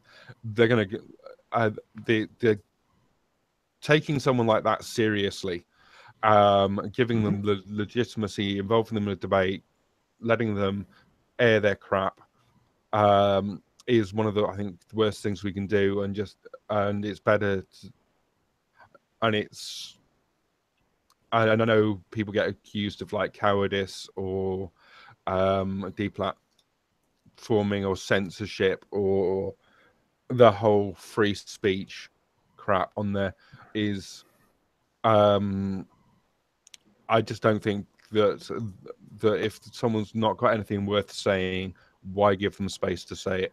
Yeah. That can be subjective in some cases. I think about like Richard Dawkins. He was deplatformed for something that was so trivial and so inane, but enough people yelled and screamed about it. It's happened to a few other people that I know. But I agree with you in that if what you're bringing to the table is no good for society as a whole, then you don't get that. But in terms of fixing it, they're saying if you want greatness, follow me. What if you could change it to, if you want greatness, here's the path, and it actually is you're listening to me on a device that's connected to the internet. Go out and find a way to get to further your own education. Your parents are telling you that education is a waste of time. I'm sitting here in a 3-piece suit, driving a Maserati, living in a $2 million home because I didn't listen to that crap. Wave the carrot and show and tell them that it's not following a demagogue. It's not standing up and saying, I'm proud of this, that, or the other thing. It's saying, no, I need to do something to make money. What can I do? Well, what are your interests? Well, I don't know. Okay, here's a full spectrum of stuff. Here's a smorgasbord of things that one or two of which you might be interested in. Oh, you like that? Okay, follow that path. Follow it until you get the education you need to get out of it. I still think that the carrot to greatness is one thing. Well, yeah, exactly. Government policies that are 100% stick, zero carrot feed into this. But the thing is, nowadays with things like the internet, I think you can turn a lot of that around. It's just, you've got this massively powerful tool. You just got to use it right.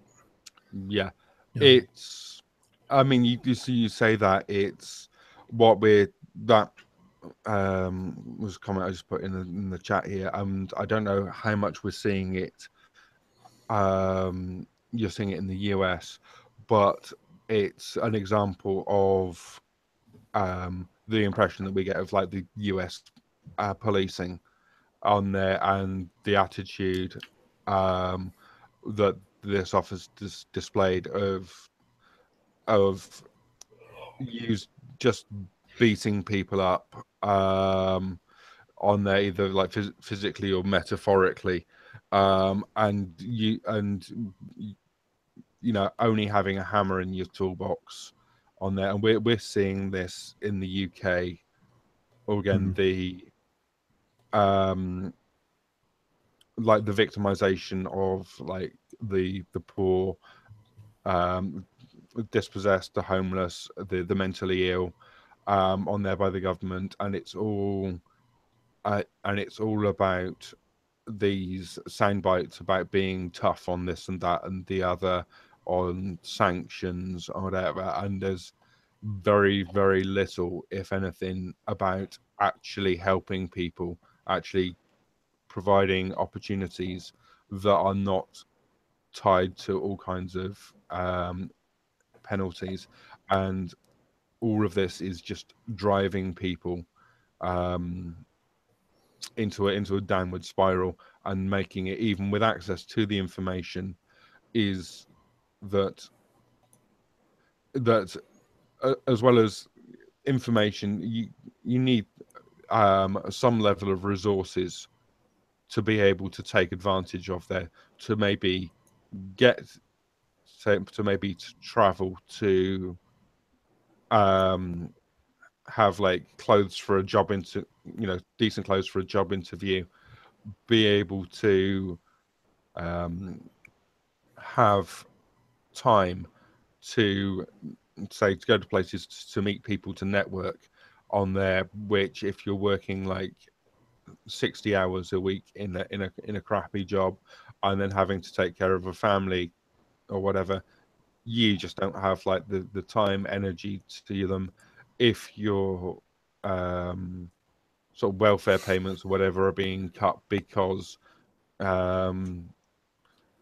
you have to be in a certain place at a certain time for absolutely no good reason, just to check a box. Yeah.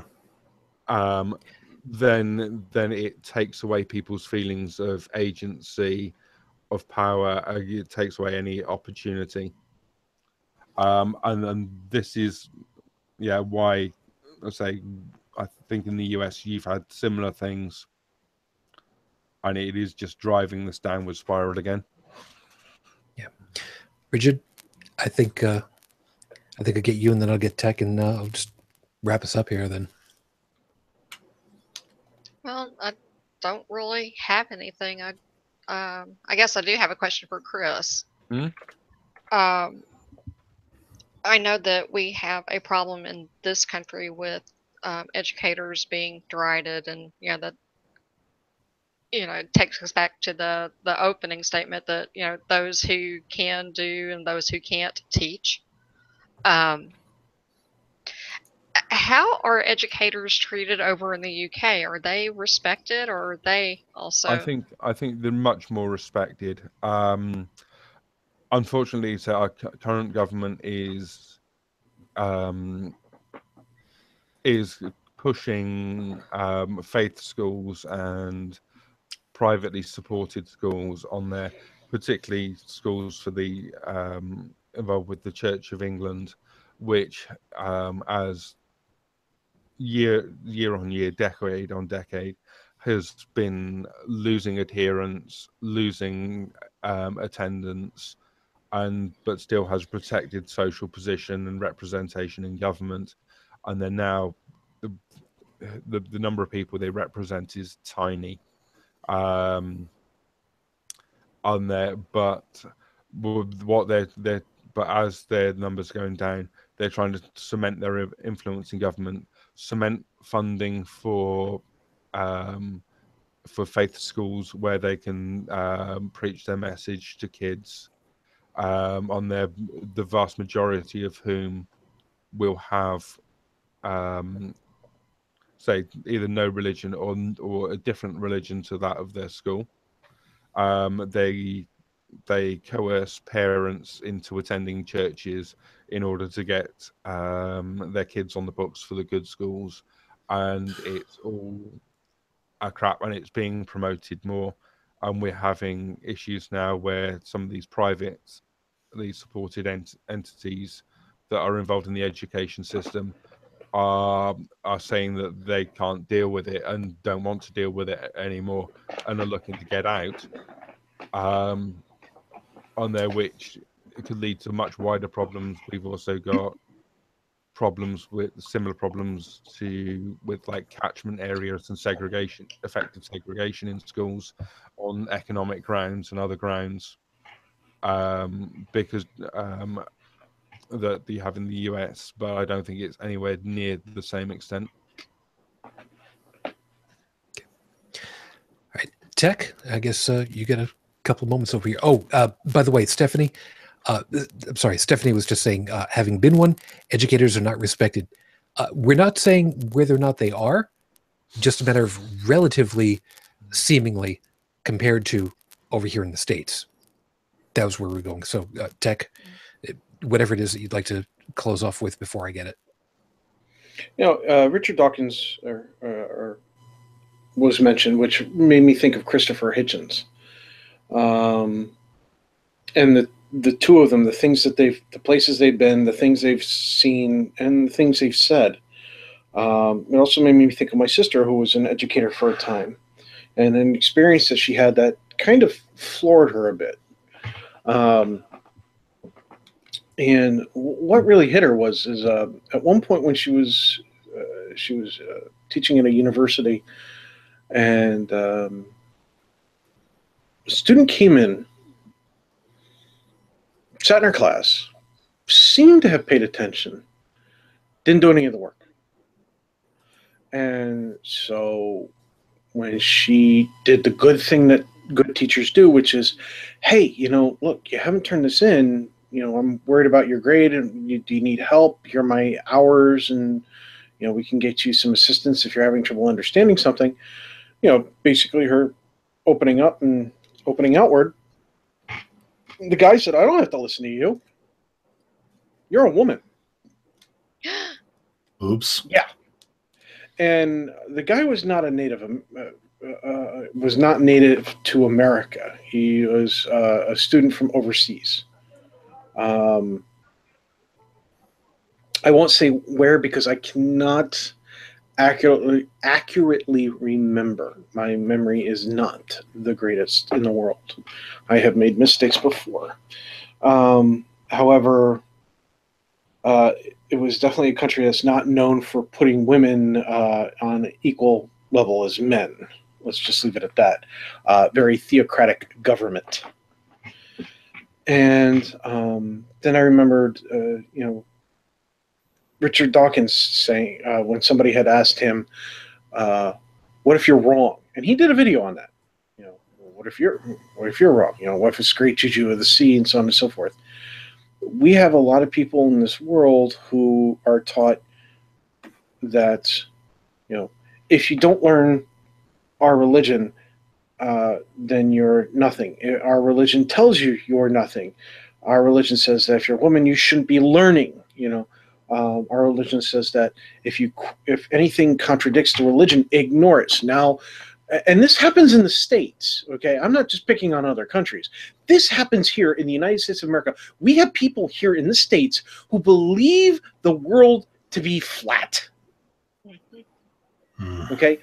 There is no reason in today's day of technological wonders, okay, of the amount of information we have that's been shown to be accurate, okay, that we can demonstrate how to find the curvature of the planet without even having to go into outer space, which was demonstrated long before spacecraft, okay?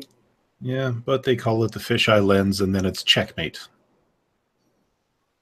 I've seen this argument. It's just like it's so laughable. It hurts. It's just like, please, please, please, please let these people die out and not reproduce. Oh, look, they're reproducing. God damn it.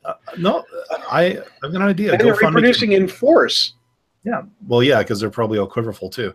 But here's an idea. Let's all go to GoFundMe and let's put together a reward. $10 million. I know it's a stretch.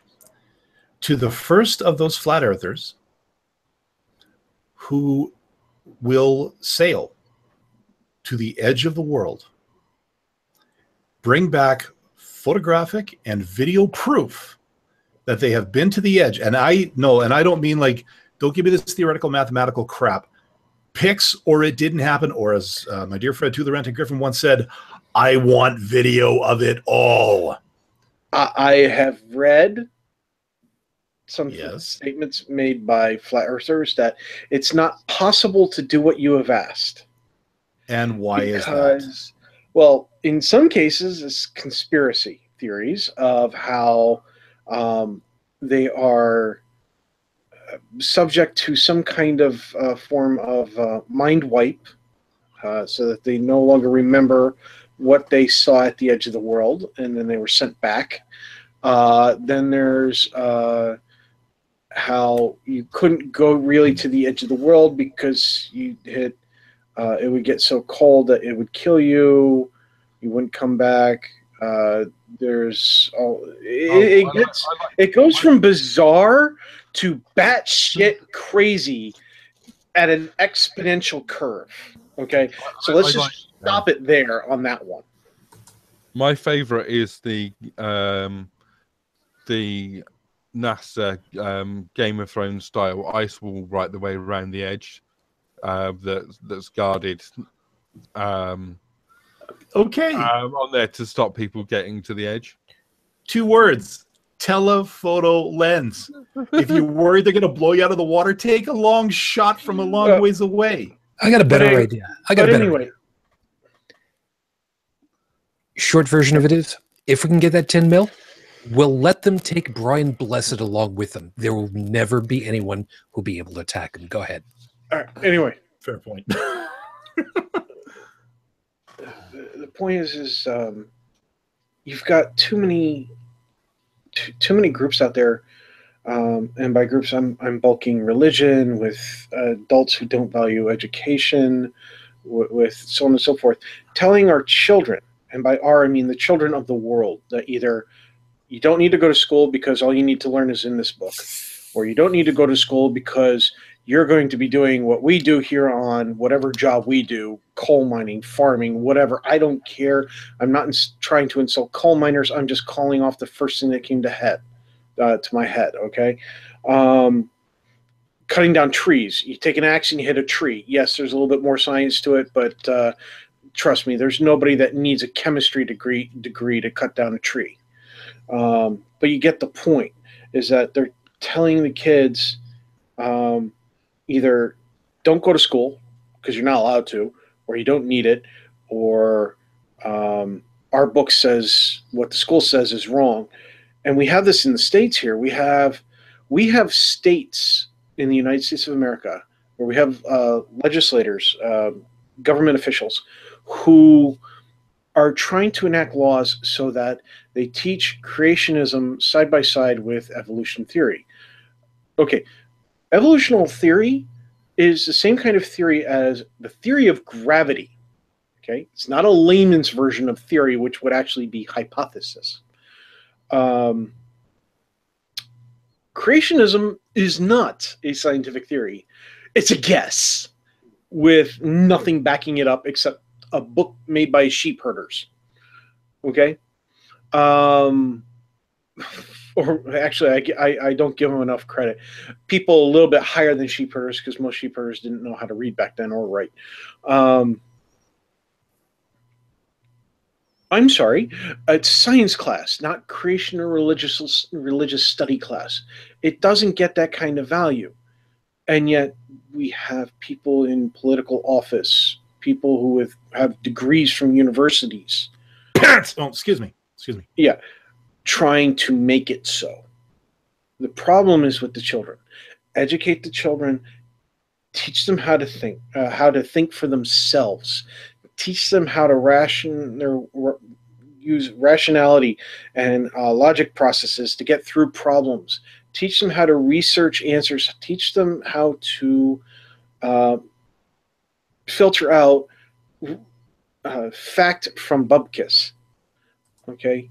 And when you have a teacher come into and honestly, as an adult, as a parent, if I walk into a classroom with my son and I see some parent going off on his teacher about teaching the kids something in the book where their religion says that they shouldn't be, I'm going to go off on that parent, because this teacher can't. Our teachers are teaching with their hands tied behind their backs. Okay? It used to be when little Timmy or Susie got a bad grade, the parent would come in and go, okay, or the parent would yell at the children. Now the parents yell at the teachers. Why is my princess or prince not getting an A? Because they didn't do their work. Well, you shouldn't give them a C over that. They should still get an A. Why? Yeah, exactly. And the trouble is, these days, those particular parents will say, well, hey, we pay your salary. And then they'll go up to the school board and say, we pay your salary and we vote for you. Well, yeah, and this teacher is not doing what we want. And if those parents are part of some kind of influential group, red religious group, they exert a lot of power, which is really sad. So it's all about the children. How do we get this crap out of the country, out of the world? You got to teach the kids to think for themselves and to use rational thought and logic. And unfortunately, religion doesn't like that. Parents who don't value education don't do that. And those are the two biggest problems. of course, you also have corporations trying to undervalue all people everywhere, but we won't get into that. That's a topic for another day. Yeah, not for tonight. Let me wrap this up with two quick pieces. Skeptic Nikki over there on Twitter. First off, fuck you. I'm not going to be able to get to sleep tonight. Thank you very much. I've been paying attention to Twitter, of course, as I usually do. Did I? Where is the picture? Because I need to show you guys really quickly this. Some people will recognize this, some will not. Sorry. For those of you that are just listening, I'm sorry. There's not much I can do for you on this one. But for my tweet deck, anybody recognize this? Because she typed in, what in the fuck is this? Oh, Fembot. Yeah. Yep. And I went ahead and responded. Right there, you know. Yeah, I responded to that. And I said, thanks. I'm not getting to sleep tonight. Thanks ever so much. See, I can't tell if that one's from like the old Bionic Man, Bionic Woman series or from Austin Powers. No. That is the one from the Bionic Woman. Well, it's the classic one. Okay. Oh, yes. Oh, yeah. Trust me. 10-year-old me knows exactly what fucking one that is and is not getting to sleep tonight. Hey, for me, you remember the episodes where the probe that was supposed to go to Mars accidentally crash landed back on Earth? Those ones were that was me. That was the one that terrified the hell out of me. It was Saturn. I know what you're talking about. What was Saturn? I'm sorry. Yes. Anyway. Details. Anyway. We've used the term a seat at the table, and that's what I'm going to close with. A lot of us who grew up where you would gather the family together for special holidays, sometimes Sunday, everybody gets together. At least with my family, we got together around the corner at my grandmother's house, and the family would come in from either literally next door, or me around the corner, or a couple of towns over. In one case, almost an hour. Yeah, an hour drive from Staten Island down to Long Island, where we were for Sunday dinner. Okay. There was the big table. I had to get out the big leaves to put into it because, extended big, heavy leaves that went into this. But there was always, at the end, the kids' table. And it was always a big deal because, I was one of the youngest. And we were down that end.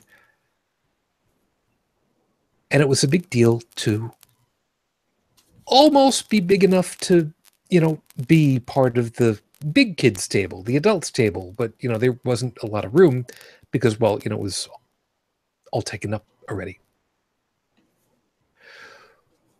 We need to find a way to make the seat at that table palatable. More importantly, not just palatable, but desirable. Now, yes, there's going to be this whole big thing later about, the argument of conformity. There's a certain piece about that, yeah, could be a bad thing. Conformity for conformity's sake, of course. But when it's for an objective good, for the good of many, this is something that should be. Not only could, but should. It could be anyway. People could come and, sit at the table and yell and scream and bang the tabletop with the backside of their shoe. Some people that remember history know what I'm talking about. But just because people can be blusterous doesn't mean that they have to be. More importantly, people need to see what they're doing is an objective bad. It's detrimental. It's hurtful to society at large. And it doesn't have to be the American Nazis at this point, or the Illinois Nazis, which Illinois Nazis are taken care of really easy. But, that's what you get with cop acceleration and cop brakes, and you don't have a cigarette lighter.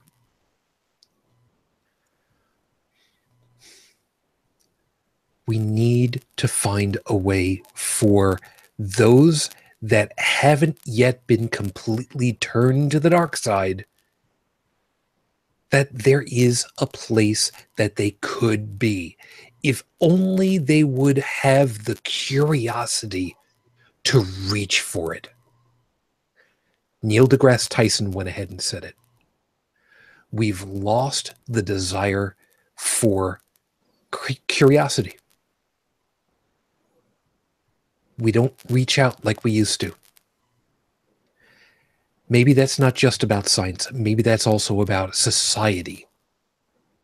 Maybe that's something that we need to find a way of instilling again. Maybe that's where the education comes in. Not with facts and figures, but with finding out that it's okay to reach. Maybe that's the piece that we, as teachers and educators, as techs, so to speak, need to remind ourselves. Sometimes fixing a problem isn't a matter of turning a switch. Maybe it's an opportunity of letting somebody else know that there is a switch to be flicked. As always, everybody, thank you very much for being with us and paying attention to all of what we've had to say. We hope that we've given you something to think about and you found something worthwhile in all of our perspectives for tonight. As always, thank you guys for being with us. Chris, thank you for being able to, stay awake again for a change. It's nice to have you back, and whenever time and whenever you're available and awake and not bombed out of your mind with alcohol, we'd love to have you as always. Yeah, it's love to be back. It's been great being back over the last couple of weeks, and I hope to do so more regularly, the schedule allowing. No worries, man. The bombed out of your mind thing, that'd be kind of fun. Just saying. Just saying. I mean, I've done it. Let's see. Tech, of course, as always, thank you very much for your time. You have yourself a great night, and rest well tomorrow, man. Will do. You too. Thanks. Bridget, of course, thank you for your time, and you have yourself a restful rest of your weekend, and plug your place, because, Yeah, you can come see my blog at bridgetfitch2112.wordpress.com. And I am going to be filling in for Heretic Woman on Beyond the Trailer Park Monday at 7:30 Eastern. I have no idea what the topic is yet. That's still it's going to be a wonderful topic. It's a great topic. Don't worry about it. No, it's not. Don't worry about it. It's believe it. I have too much hair and dignity to go ahead and say that line. You mean natural hair? It's going to be huge. Huge. Remember, we've already gone through this. If you get rid of the hair off of a tribble, what's left behind is a sentient ball of hate. Don't start with me. Dallin, So you saying you're going to shave your head? Not again. Dallin, thank you very much for your time as always. And it's good to have you back. Well, I mean, you saw my status early this morning. Hopefully, you won't get a repeat of that. I was actually awake at 4 o'clock this morning, thanks to a call that came in from a client. So I've been. I did go down for a few hours afterwards, so that's how I was able to be here tonight. But yeah, no, it's good to be back. It's good to be getting more consistent nowadays. Last week, of course, was away with visiting family, so couldn't really do that. Yeah, forget about that. Sorry. Yeah. That's all right. And glad that you got through, all that all that fireworks that was on its way to you. Oh, good God. Back. Yeah, I know you guys, you got a lot of places that are like on fire down in the States. I'm convinced half this country's on fire right now. Yeah, see, the problem of it is we've got all these weather control devices. They're trying to put out the fire, but by shoving the water from the exact opposite side of the continent across, it's just not working. That's the problem. Yeah, Mother Nature's kind of a bitch that way, I know. Well, I mean, look, conceptually, I get it. But the execution, could use a little work. Let's not use that term right now. Yeah, I mean, I'd love to talk to her about it, but just ask those prayer warriors I saw on the Florida shoreline there. all had their hands raised up trying to pray the hurricane away. And all I'm thinking is, and the first strike of the night is going to go to. And meanwhile, all I can think is, geez, that's going to go ahead and put out the funeral parlors. They're not going to be able to make any money on boxes because nobody's going to be left after that washes in. I'm sorry, was that morbid? Go on, talk. Go ahead and plug all of your things because, Jesus, I got to shut up. Okay, so audio version of this show is, of course, available over at holycrapthevlogcast.com. Myself, got my own little ranty, bloggy type thing over at inthewind.yo5.ca, where I talk about stuff when the mood hits me. Thank you for all of the stuff that you've been doing. If you would like to leave us a voicemail message, please feel free. You can send us that at 859-HCTV-554, 859-4288-554, or in this case for Chris, because I can get away with it, 859-4288-554. I can't for the life of me understand how you guys can actually listen and parse phone numbers like that. It makes no sense to me. It doesn't work. I can't even parse phone numbers in the UK. So yeah, my hat's off to you, man. It's easy to start off with 44 and work from there. Anyway, and of course, if you'd like to get in contact with us, all of our information for contact is available over there, as well as links for, at least I'm pretty sure they're over there on the webpage for Patreon/PayPal. Thank you if you decide to help us out. We will continue to be here whether you help out or not. I'm not saying don't. I'm saying don't worry. We're not going to pull the plug because you didn't do anything. Don't sweat it.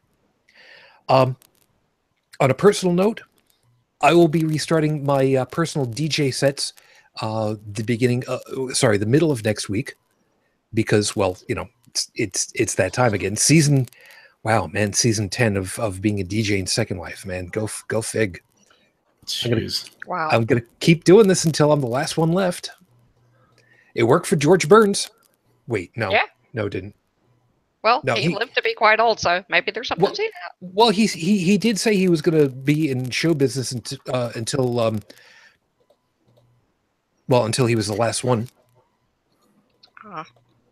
Well, Didn't quite work. Bob Hope retired, so there was that.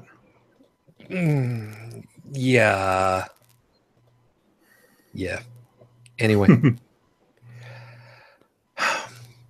And as you guys know full well, this couple of days ago marked another anniversary of the day when my wife and I first saw each other at college. I'm not going to go into the whole sappy story. It's another thing for another day. I did go back to the college. I did leave flowers in the band room, as I do. I actually wrote a little something on the whiteboard. I have no idea if it stayed or if it was erased, but whatever. I got Chinese food off campus as I usually do. And unfortunately, I stopped over at the winery and they were closed, which was very weird. Well, I don't think so. But there was a sign on the door, one of those UPS Post-it notes that says, "We missed you." Yeah. So, okay. You know, it's a relatively small place. So earlier today, the little one and I went back. Still closed. And I don't say closed again. I say still closed because that sticker was still on the door along with the second one. So I'm a little bit worried. So I'm going to be getting in touch with the guys over there and hoping that they're okay. And I'm bringing this up because there are a lot of smaller shops that do specialized work. A vineyard doesn't have very many jobs that they do. They make funny water for you to drink. Tasty funny water. So if you're in an area where there's a small shop that does a very specialized thing that you can enjoy, take advantage of that. It's kind of a special thing. It's not something that happens every day. Just watch out for each other, hey? So it's about that time. We got to go ahead and get on out of here. Meanwhile, thank you for being with us. We hope to see you again next time, one way or another. As always, I wish you all the peace I no longer have. I wish you the strength that I've learned. I wish you well. And of course, my lady, I'm not going to do the numbers anymore. It doesn't really much matter, does it? All these years later, I am still in love. Matane Fujin. I love you. I miss you. Dream of me. Till the next time we get together, everyone, as always, good night.